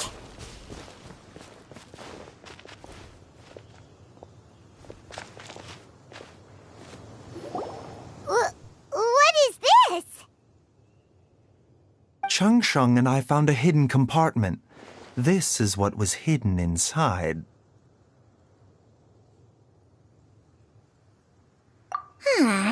You sense it too? You're right. This is a poison concocted using god remains. Is it? Breathing? Paimon's not seeing things, is she? No, your eyes do not deceive you. I do believe the poison in this bottle is alive. Some toxins act a lot like living organisms. I read about this once in the Origins and Symptoms of Diseases. This ancient class of poisons consists of mother and minor loads, capable of sustaining a connection over vast distances. If it's a concoction of this kind we're dealing with, then both the poison in Jialiang's system and this one here are likely minor loads. Offshoots, essentially. Offshoots? So, the main body is somewhere else? Correct. Whoever is administering the poison can manipulate the source to indirectly control the poisoned individual's behavior and even cognition. Similarly, the poisoned individual will hear, to a varying extent, the call of the source. The call of the... Wait. So back when Jialiang ran off, maybe that explains where he was heading! Only one thing could have been drawing him there. The source of the god remains used as the poison's key ingredient. the mother lode. This is getting crazier and crazier. What kind of person would do all this just to poison Jiao Liang?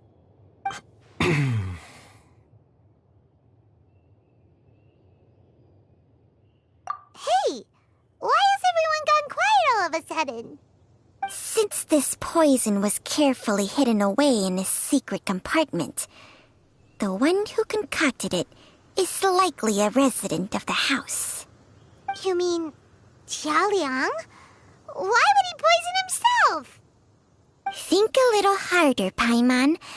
Someone else who lives here, and who might have expertise in crafting drugs. Huh? So you're saying... it was Jiang Li? Wait, but that doesn't make any sense either. Why would she poison her own husband? I agree. It makes little sense. Jiang Li does not strike me as the kind of person who would do such a thing. Look at the facts, though. How many people in the entirety of Liyue have the ability to concoct a poison from god remains? It's too early to draw any conclusions. We should question Jiao Liang about it once he has made more progress in his recovery.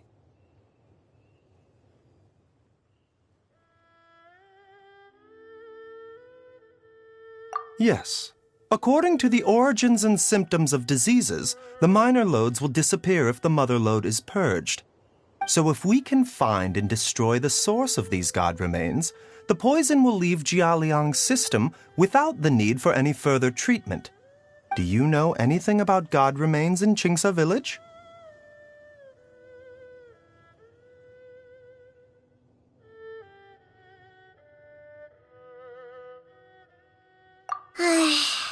Even the history books have no record of this.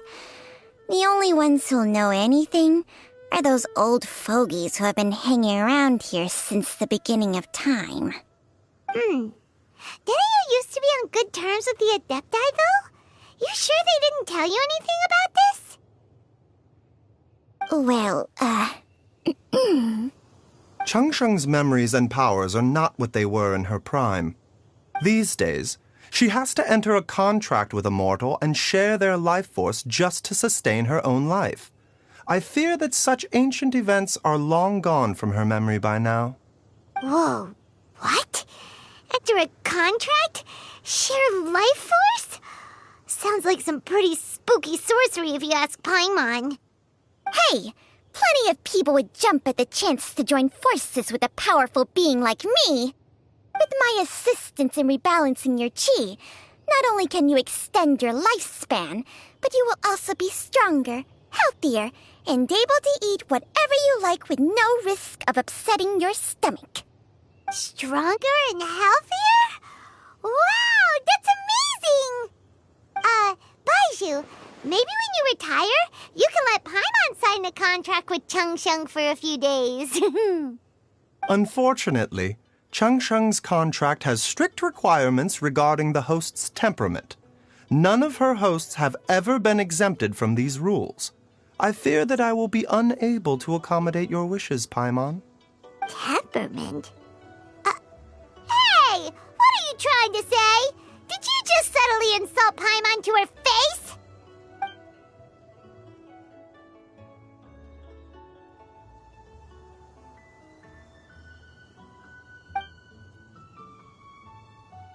Ugh, Paimon's mad! You're getting ugly nicknames, both of you! Baizhu, you're Mannequin Man! Changsheng, you're just a pain in the neck! This is exactly why your natural temperament makes you woefully unsuited to being my host. All right, everybody, calm down. Back to the matter at hand. Is there any way at all for us to seek counsel from the Adepti about this? With how antisocial they are, if it were up to them, they'd go their whole lives without showing their faces to the common folk.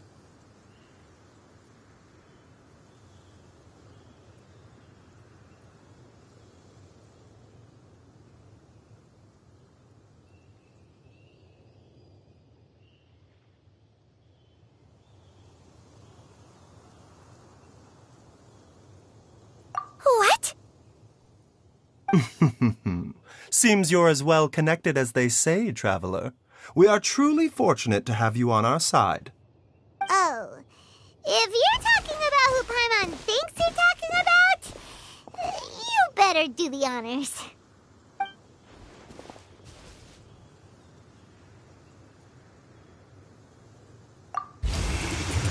You called?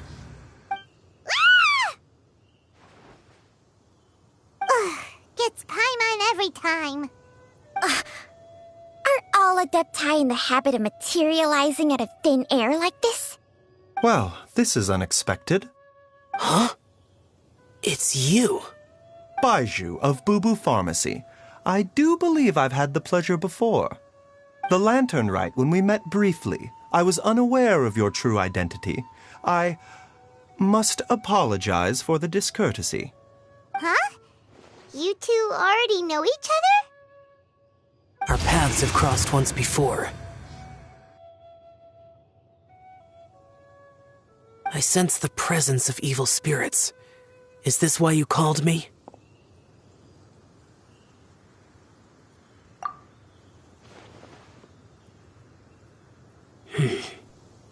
So someone has been concocting demonic poison.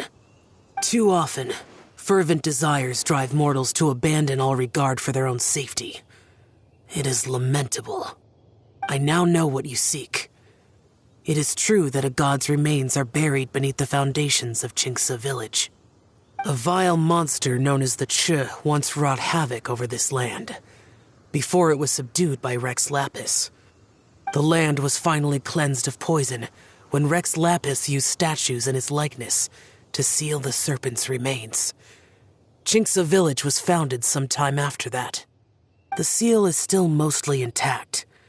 If the Ch is the source, then it must be some of its blood leaking from deep underground. However, its aura is faint and barely detectable. You will need to investigate further to identify the location of the leak. I do not like to intervene against mortals unless absolutely necessary. But when demonic forces are involved, things can spiral out of control. If that happens, be sure to call my name again.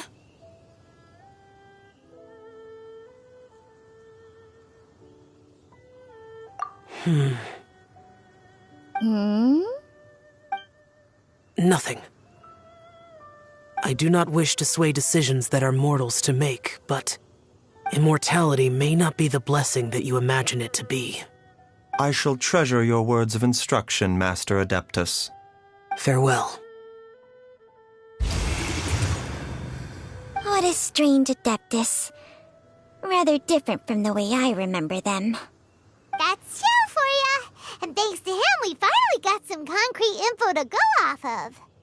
If the god remains are leaking from underground, Jiangli must be paying a visit to a subterranean cave on her herb-gathering trips. If we can find the cave... Master! Master, there's a problem. Gwei? Did you run all the way from Boo Pharmacy? What happened? Don't panic. Just catch your breath and tell me everything. It's Jiaoyang. He was fine one minute, and then he suddenly took a turn for the worse. Already? How? Based on past experience, he should have been fine for the next 3 days at least. It seems that my worst fears have been confirmed. Everyone, back to Boo Pharmacy now!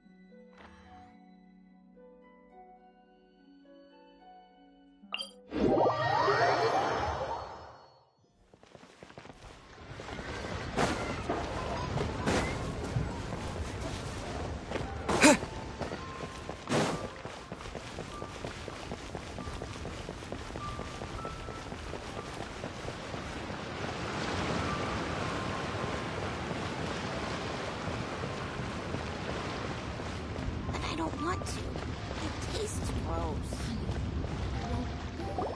Dad! What's wrong? Dad? Don't be scared. Dr. Baishu will be back soon. How is he doing? Dr. Baiju, you're back! My dad was doing fine earlier, but then he suddenly started coughing up blood.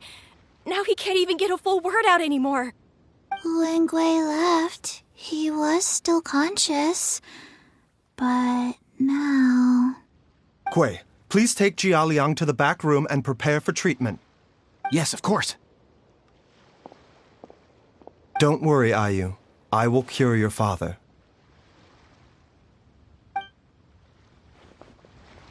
Baishu's not gonna use Changsheng's secret art again, is he? Is there really no other way to save Jialiang?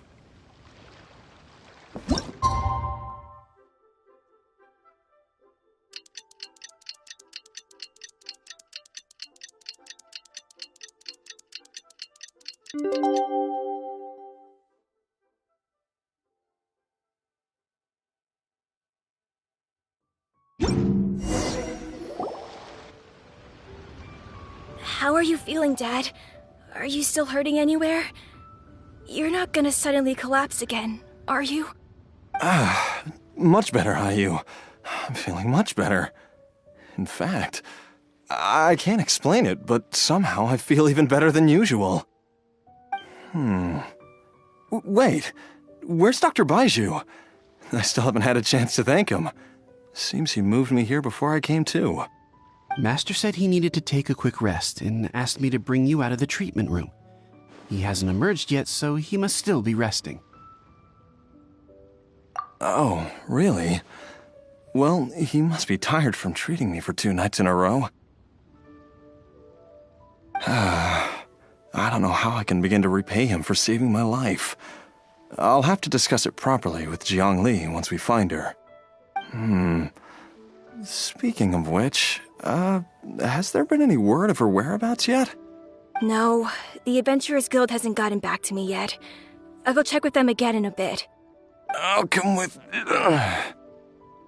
Don't forget what Master said.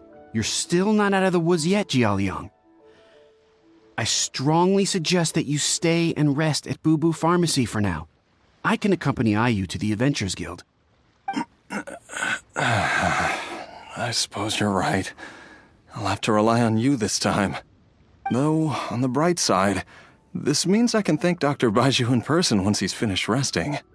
Traveler, Baiju hasn't shown his face ever since he went in to treat Jialiang again. Do you think he...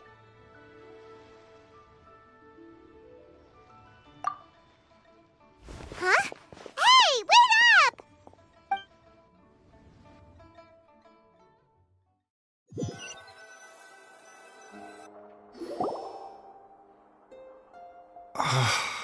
Huh? You're finally awake?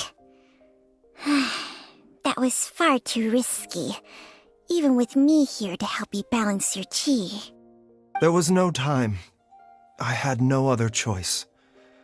In any case, it was not completely without benefit to myself. I managed to learn something. Jiang Li's design is quite brilliant. She makes numerous innovations that I can learn from. Alas, if only there wasn't a catch. So, how much longer do you think Baishu's gonna nap for?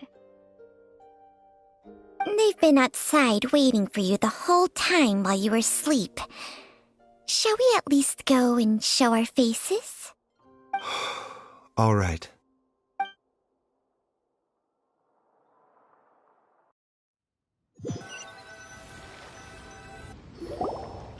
Surely he hasn't.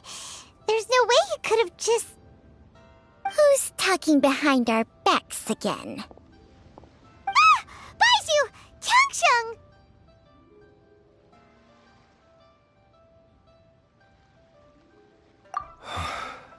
Of course. There's no need to be concerned.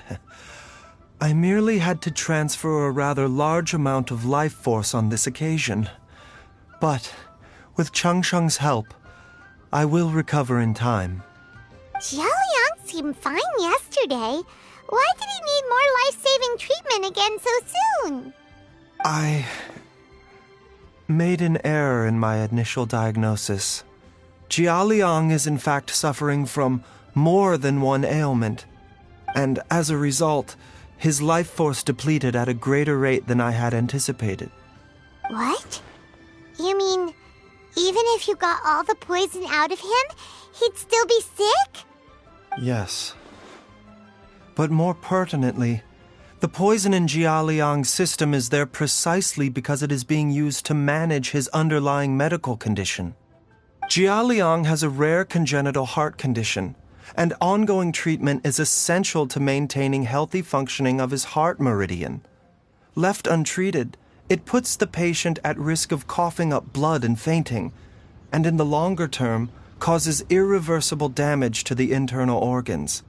Though it was created from god remains, this formula is not a poison in Jiaoliang's case. Rather, it's his medication. Had he not taken it all these years, he likely would have died a long time ago. Still, using poison to treat a disease is hardly a viable long-term solution. As time passed, and the poison accumulated in his system, it began to impact his cognition. Moreover, the longer he relied upon this medicine, the more resistant his body became to it. Jiang Li had to concoct ever greater quantities to ensure its continued efficacy, or he could have still perished at any moment. That explains why Ayu said his dad has been getting worse, and why his mom went off to gather herbs. God remains are extremely dangerous to be around, because humans have no natural defense against them. I shudder to think how many times Jiang Li has exposed herself to them. I fear that the situation is just as that Adeptus described. In an effort to save Jiaoliang's life, Jiang Li has abandoned all regard for her own safety. I never suspected that even Jiang Li would turn to the same path as so many others over the years. Perhaps this is the inevitable course of fate. To sacrifice one's own life to save others. To go beyond human means in order to do the impossible, whatever the cost may be.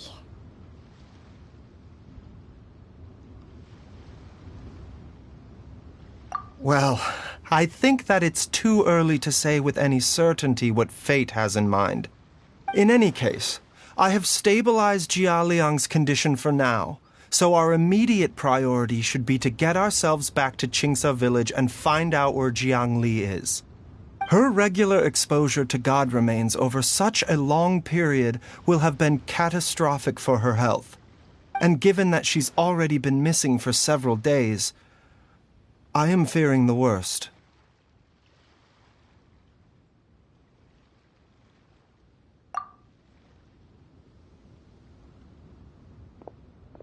It's me, Traveler, Dr. Baiju.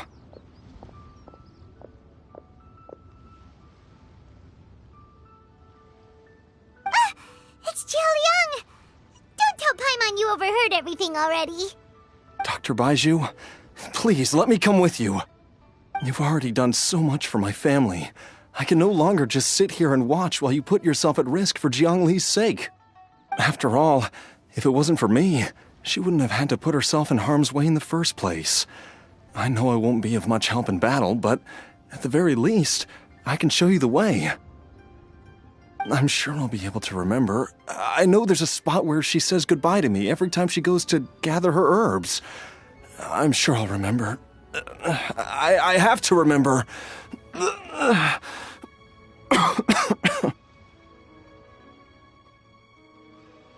Be careful. If you get too agitated, your blood pressure and stress levels will rise, putting further pressure on your heart. For your own safety, you should stay here and rest. No! We're out of time! We have to go now. Right now. Before I forget everything again. This trip will be extremely dangerous, and there is a very real possibility that you will not return from it. Are you sure you're prepared for that? I never expected to live this long in the first place. My death is already long overdue. So why should I fear it? There's only one thing I fear now, and that's that I'll forget her again before we manage to find her. Very well. Then follow me.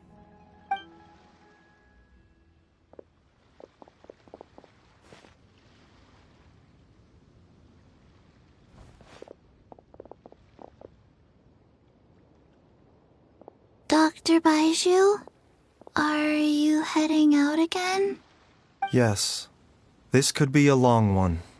Could you please prepare a dose of the usual formula? Please add an extra measure of mistgrass pollen, and 1 dose each of the ingredients from the 3rd and 5th compartments of my medicine cabinet. I hope it works. Dr. Baiju, do you mean... Hop to it now, and remember to be careful with the cauldron this time. You don't want to burn yourself again. Okay.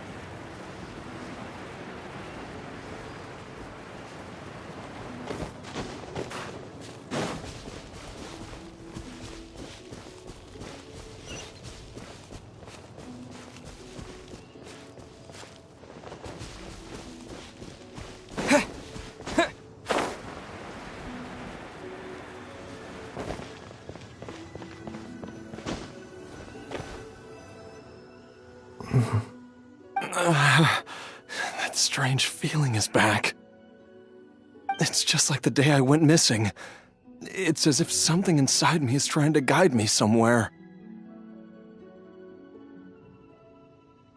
The Mother Lode's influence is growing stronger. But is it because we're getting closer to the source? Or because the leakage of Che blood is growing more severe? Jialiang, can you sense which direction the source is in? I think it's... this way.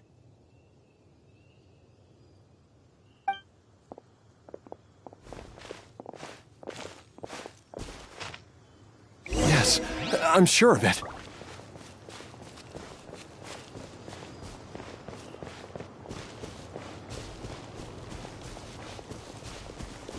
I feel a dull ache in my heart.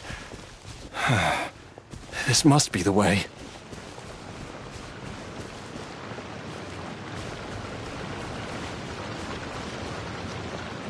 This place feels familiar.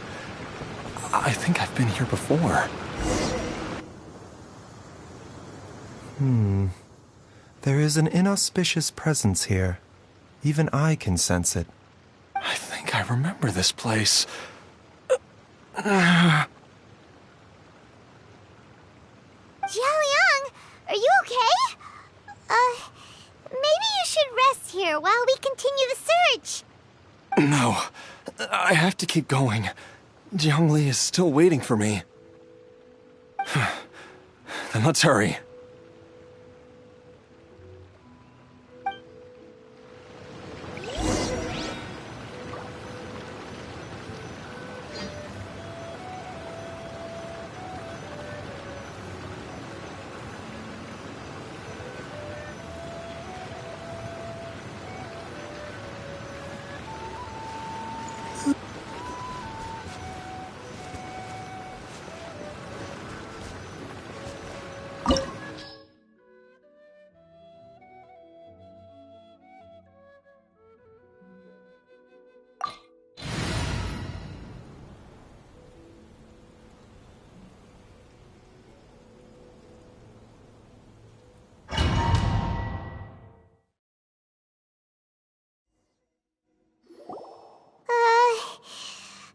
This gives Paimon the creeps.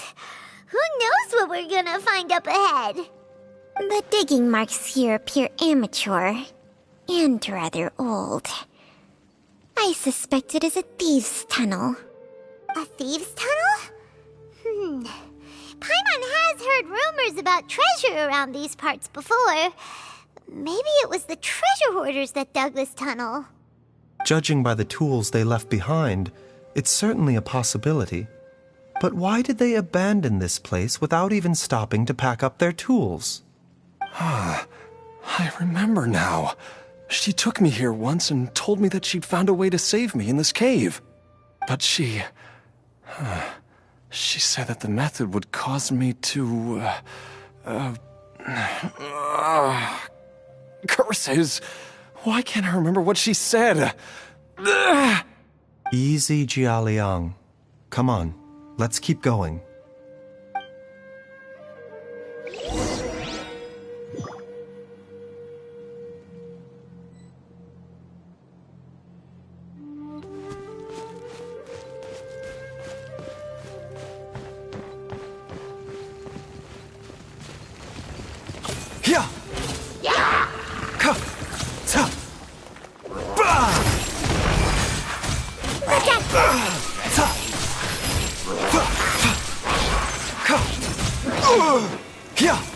Mind the side effects.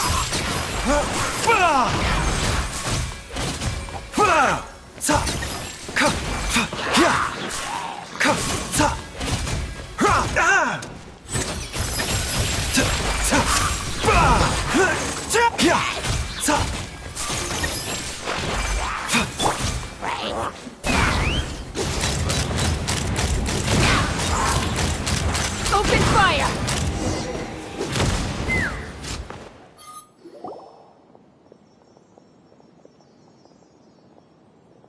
Whoa, there's a sensor here. Those treasure hoarders sure made themselves at home.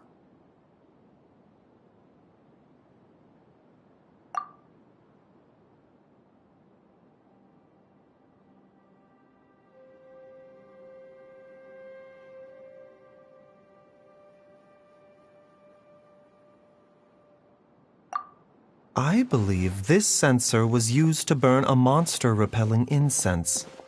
A monster-repelling incense? You sure?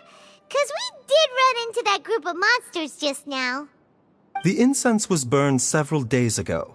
If I had to guess, the monsters we fought just now were enticed here by some entity deeper inside the cave. No doubt an encounter with the very same entity was what prompted the treasure hoarders to flee and abandon their designs on this cave. After them, Jiang Li was the next person to discover this place and what lies inside. But to her, it presented an opportunity to save Jia Liang's life, albeit as a last resort. That's right. This sensor, it belongs to Jiang Li. Yes, this was the place. This is where I told Jiang Li to give me the poison.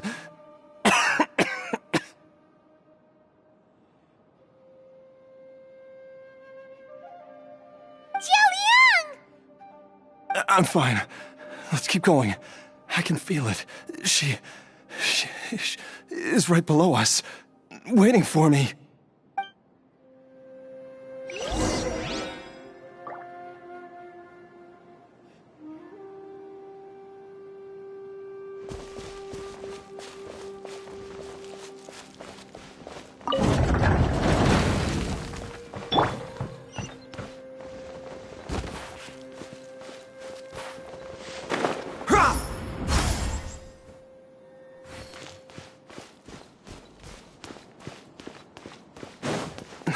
I can feel it. We're getting close. We're almost there. It's right up ahead. The place where we made a pact together to... Aha!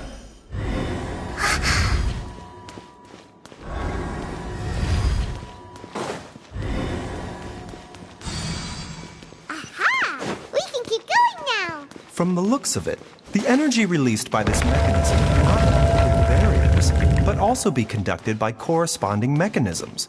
Perhaps it's something we can make use of.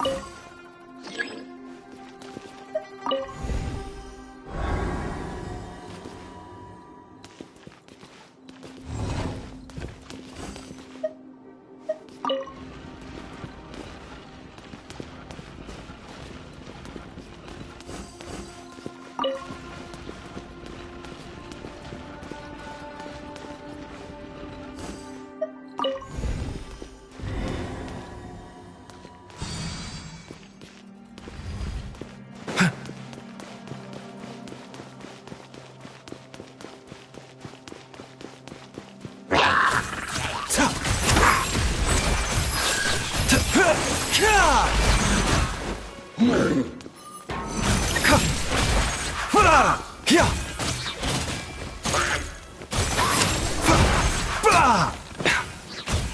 bitter pill to swallow.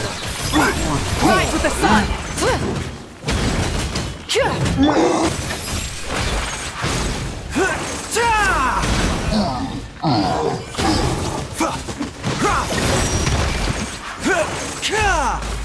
The doctor was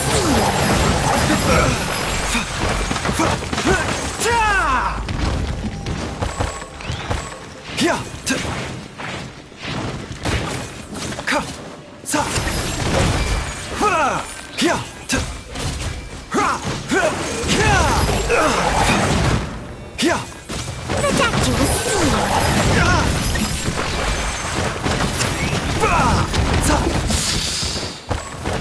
Mind the side effects. Burn it down!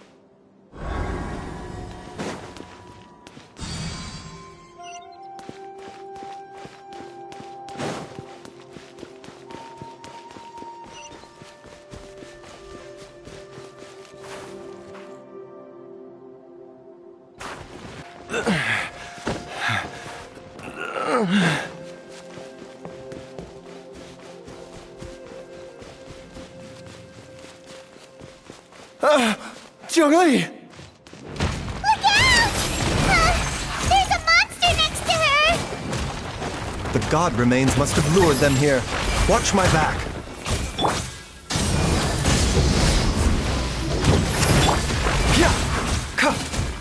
Seems like an emergency. A bitter pill to swallow.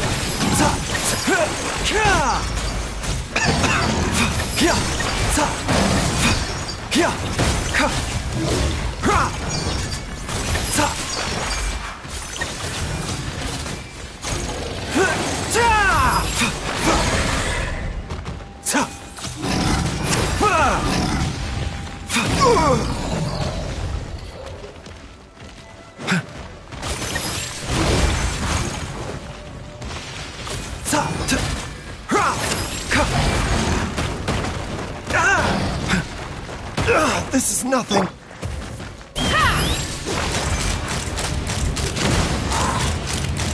Open fire! Bullseye!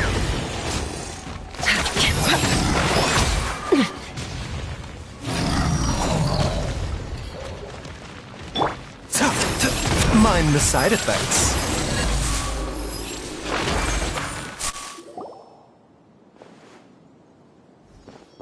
Dr. Baiju, how serious is it? Is she...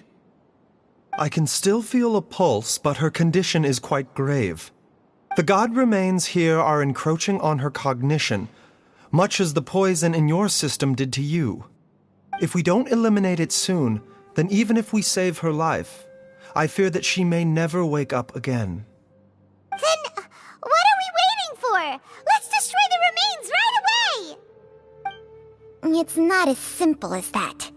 Don't you remember what Baiju said? The poison within Jialiang's body is inextricably linked to the god remains here. If the source is purged, the poison in his system will stop having any effect. And the poison within Jialiang's body is keeping his heart condition under control. So, if it stops working... Oh no. Are you saying... Indeed. If the god remains here are purged, then your life will come to an end. I wondered when this day might come. Wait! But we've all been working our butts off to save Jialiang's life! After all that, we can't just give up on him! Baiju, you're a great doctor! Surely you gotta know of some other way we can save him, right? You could continue to take the poison, which would buy you some time. As for Jiang Li, maybe if we put our heads together, we can think of something? It appears to me that she was striving to concoct your medicine for you, right up until the moment when she lost consciousness. Maybe it's her greatest wish that you will continue to take it and live. Dr. Baiju, give it to me straight. How long does Jiang Li have? The god remains have reached her internal organs. Under ordinary circumstances, I would give her less than But what would be the point of that? Dr. Baiju, I'm all too aware of the dangers of god remains. You are not the first to mention it to me.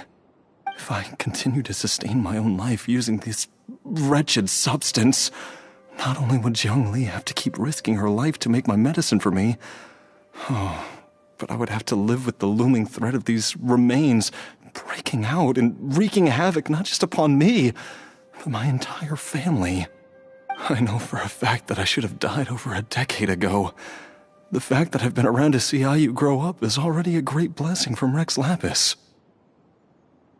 If my choice can bring Jiang Li back, then even if I die... Jialiang... After cheating death for so long, it seems I've grown somewhat addicted to life. Traveler, Dr. Baiju, could I have another minute with my wife? I just want to have one final moment together. Just a moment, that's all. Of course. Thank you, everyone. And I'm sorry that I won't be able to repay your kindness in this life. Jialiang... Baiju, Changsheng... Is there really nothing else you can do? I am sure that over the years, Jiang Li will have tried all the conventional methods known to humankind. As for less conventional methods, I have little expertise besides Changsheng's secret art. Mortals are fated to grow old and pass on when their natural lifespan runs out. If it were so easy to combat the natural processes of aging and death, Jiang Li would not have had to resort to unnatural methods. What a crazy situation! Jiang Li risked it all to save Jialiang's life, and now Jialiang has to sacrifice himself to save Jiang Li! I've seen many final farewells in my time, but I can never get used to it. In the human realm, all things must come to an end. Is it not a fitting end to die for a worthy cause? At least, that's what generations of masters before you have always believed. The path they chose was indeed a heroic one. But when I think of those who would willingly sacrifice themselves for others, I cannot help but think that theirs are the lives least deserving of death. When all this began, we agreed that once Ayu was old enough to help you gather herbs, it would be time for me to go. If you could only see him now. He took me all the way to Liyue Harbor to see the doctor. And he even got the Adventurers Guild to search for you. So, I know that you'll both be okay without me.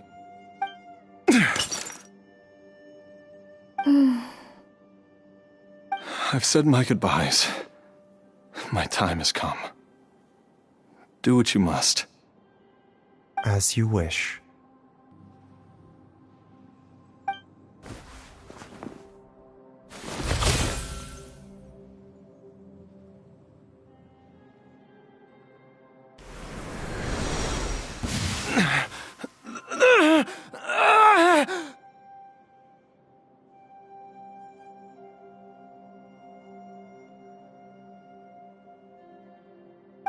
It will eat away at both your cognition and your memories. In the end, you'll become little more than a shadow of your true self.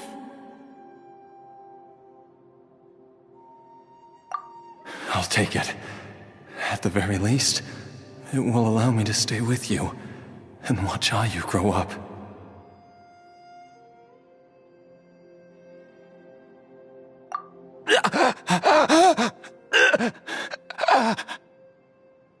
Mom, something's really wrong with Dad. Don't fret, Ayu. I will gather some medicinal herbs right away. I promise you, nothing will happen to our family. Why would these memories come to mind now?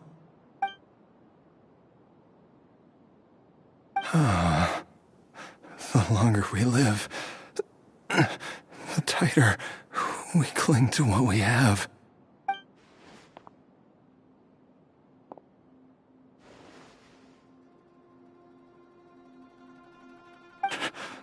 Oh, how I would love to hear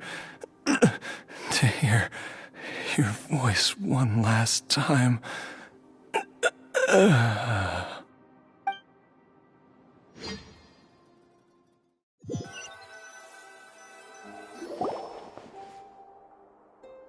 Jialiang. Jialiang. Jialiang. Jialiang. Dad, are you awake? Jiangli, are you? Didn't I... Huh? What are these? How does it feel to come back to life? Do you feel strange or different in any way? If so, could you describe it to me in detail? Dr. Baizhu, I thought that I was going to... Die? You did indeed. As things stand now, you're more akin to a zombie than a human. I'm a zombie? That's right. Before we set off, I asked Chi-Chi to prepare an elixir of immortality. With its help, you have been suspended in the space between life and death. Of course, this is but a crude imitation of an Adeptus art. I don't expect it to extend your life indefinitely. Whether it will keep you alive for a few days, a few months, or a few years, I'm as interested as you to find out.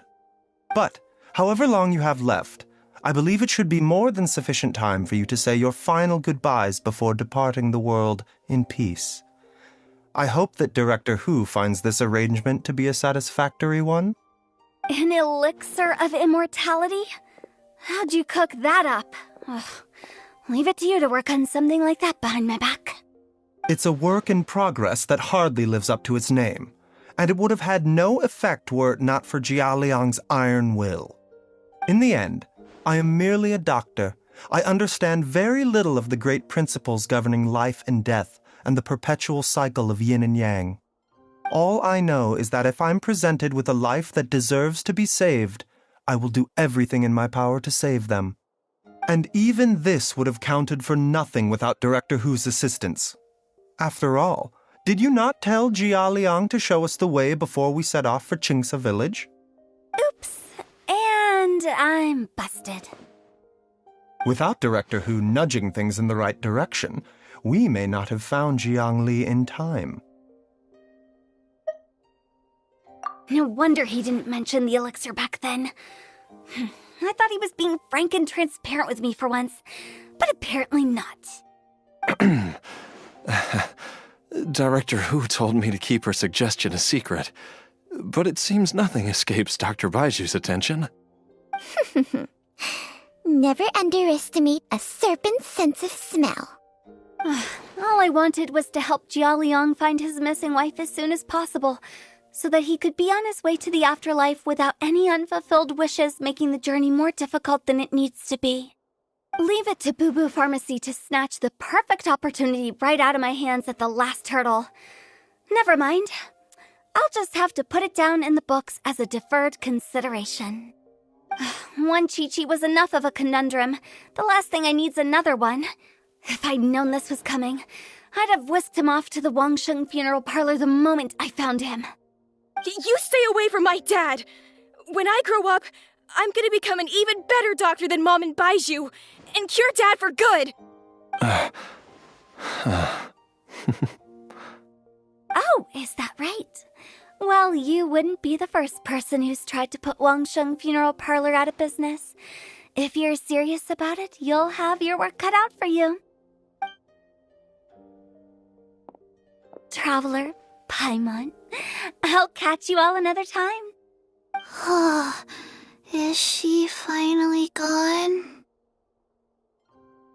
All's well that ends well.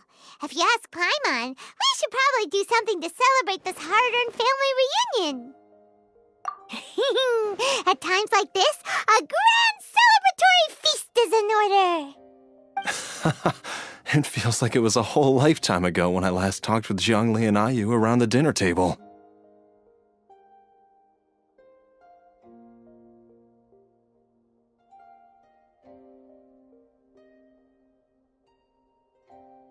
Yay! Paimon can't wait! Alright, first things first, off to the market for some fresh ingredients. Let's go! Wait up! I'll come too! Baiju, thank you so much for everything you've done for us. Don't mention it, Jiang Li. I was just doing my duty. Just your duty, huh? Baiju, Changsheng, would you mind if we took this conversation outside?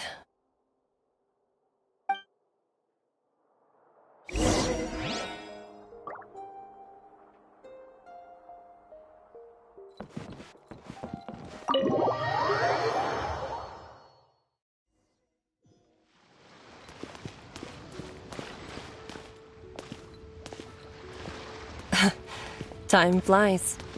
It's been so long since we bade each other farewell in Chenyu Vale.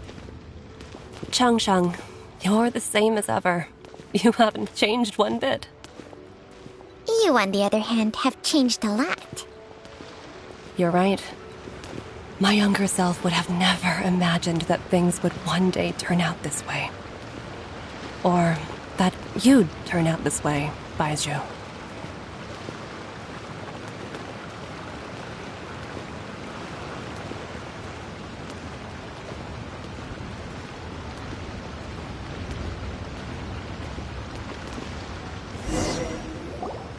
I've taken a look at your elixir of immortality.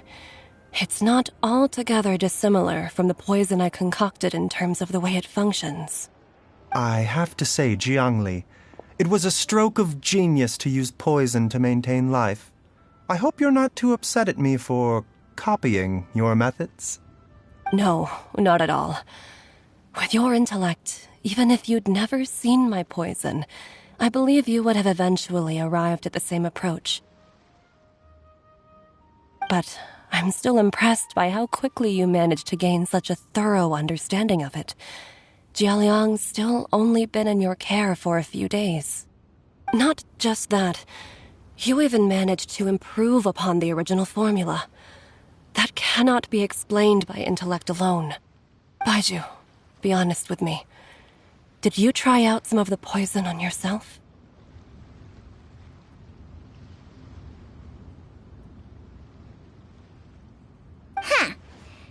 told you the truth would surface sooner or later. Life force isn't the only thing that Changsheng's contract lets you transfer between bodies, is it?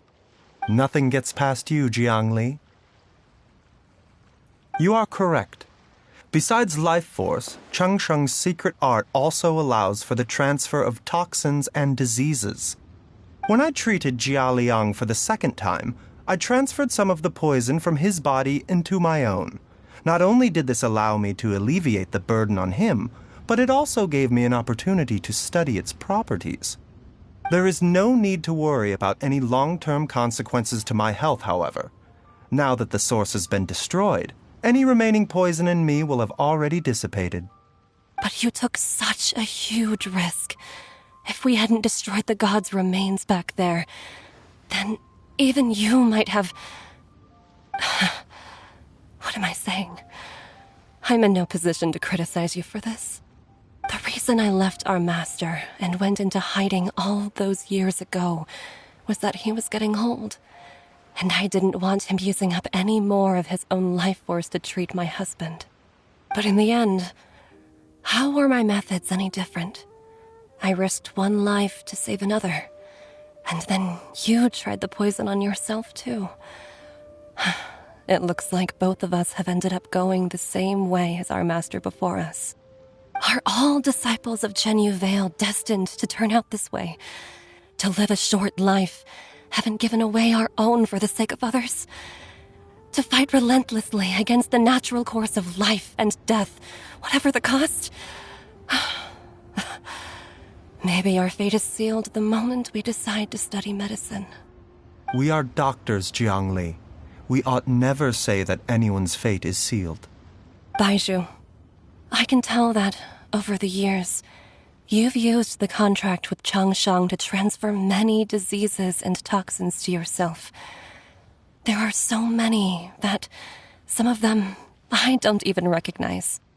Can you still stop before it's too late? I think you know the answer, Jiangli.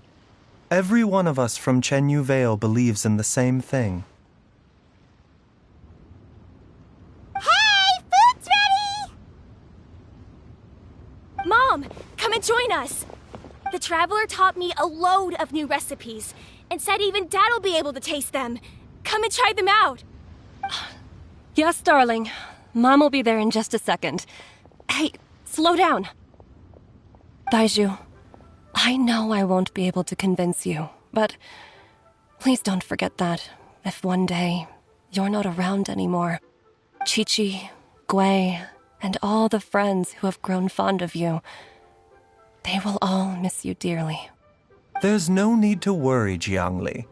I know what I'm doing. I can only hope so.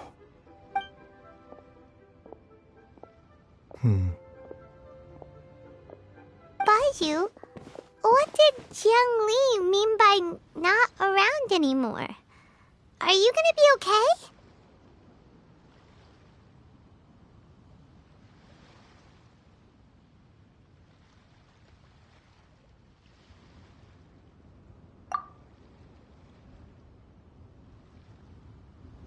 Every single mortal I've ever contracted with, including Baizhu and Jiang Li's master, has passed away at a young age. Wait, that doesn't make any sense. You said that the contract with you helps people live longer. It is a very long story. Long ago, when plagues ravaged the land, one doctor made a pledge to rid the world of pain and suffering.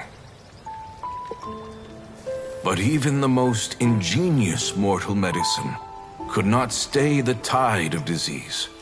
And after working tirelessly for many years, even his dearest loved ones fell sick and bade their final farewell. Legends told of an herb lord in Chenyu Vale who could cure any illness known to mankind. The doctor sought the herb lord, but found only a white snake, its breathing weak and its power all but spent. Sign this contract and let our lives be joined. Then I will impart to you the secret art of healing. But be warned, this art will harm your own health. With means beyond human ken, the doctor could now reverse the process of death. And yet, the time still came to say goodbye. Only now, the one departing was the doctor, his life force spent. His final act in life was to pass on the contract to his final patient, his favorite disciple. The disciple chose to dedicate their life to saving the lives of others. And generation upon generation followed in these footsteps.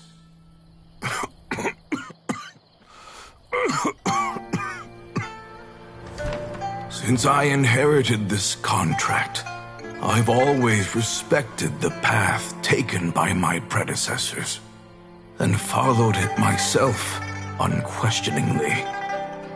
That is until I tried to use the art to save my own disciple's beloved. She begged me not to use up my own life force. She said that this art is a poison chalice, an evil and unnatural practice. She did not wish to sacrifice one life for the sake of another, when both were lives she treasured. Only then did it occur to me. Did I not suffer when my master passed away, just as patients' families do at their loved one's deathbed? Are not the lives cut short by this contract just as worthy of saving as any patients? What is this contract to us? Medicine or poison? Alas, I no longer have enough time left to find the answer. I entrust to your care both Changsheng and this final question. May you find a remedy for this conundrum, which has ailed us so. Time and again, no matter how much I try to warn them or balance their chi, I can never save them. And you? What's your answer? If I abandoned the contract and left you without a host, what would happen? I suppose I'd spend my final moments taking a nice nap on Mount Yaojun. Then I'd be reunited with my old friends and your predecessors. Then it's decided. If there's a life in front of me that deserves to be saved, why shouldn't I do everything within my power to save it? Once again, it's the same answer. So be it. Close your eyes. Who knows how many more people will take on this contract? None. This contract will end with me. My contract has strict requirements on the host's natural temperament. All my hosts have been most pure of heart. But when one with an altruistic nature gains access to this art, they are more seduced than the average person by the miracle of overturning the laws of life and death. Though they know better than anyone else the fate that awaits them, when faced with the sorrows of humanity and the pain of losing their nearest and dearest, they cannot help but reach beyond human means. They are like moths that throw themselves into the flame, seeking a glimmer of hope in a dark world filled with pain and suffering. So, Baiju, does that mean... I suppose that would make me a moth that yearns for the light, but doesn't want to be burned to a crisp. Changsheng's art can transfer pain and suffering between people, but it cannot reduce the total amount of pain in the world. It's just like we witnessed. Either Jia Liang feared for Jiang Li's life, or Jiang Li grieved over Jia Liang's sacrifice. I have nothing but the utmost respect for my predecessors, who sacrificed their lives for their principles. But I do not wish to join their ranks, nor do I wish to pass on this contract to anyone else in the future. Huh? But diseases onto yourself? What makes a poison poison? And what makes a disease a disease? When it comes down to it, are not both mechanisms that affect the operations of the human body? If disease is defined as deviation from normal functioning, then who knows? Perhaps the true elixir of immortality could in fact be a kind of poison. Many may view the notion of searching for immortality in poisons and illnesses as a flagrant violation of the natural order. But to me, it is no different from the way our ancestors tested the medicinal qualities of herbs by sampling each and every one. I don't want those who come after me to lose their lives to this contract. Nor do I wish for Cheng Sheng to perish from losing her host. This leaves only one solution, doesn't it?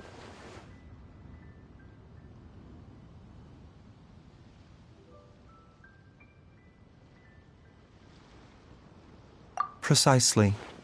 I will be Cheng Sheng's final host, and the tradition of passing down the contract will end with me.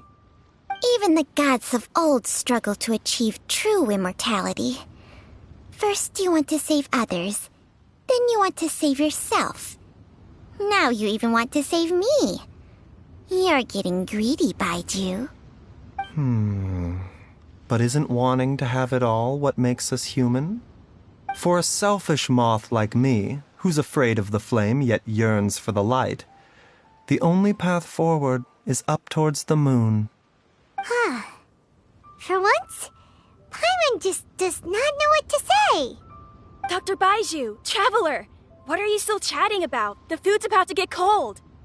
We also have coconut milk for Cheng Sheng and Paimon. Okay, fine. Let's go grab some food. Paimon has a bunch of burning questions, but they can wait till after we've eaten.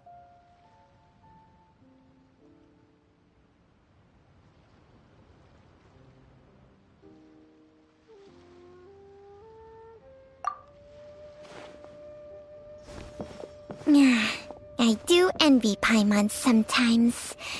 Eating her fill is enough to satisfy her body and mind. True. And yet, although we call them simple pleasures, are such things as these not precisely why we mortals cling desperately to the life we have?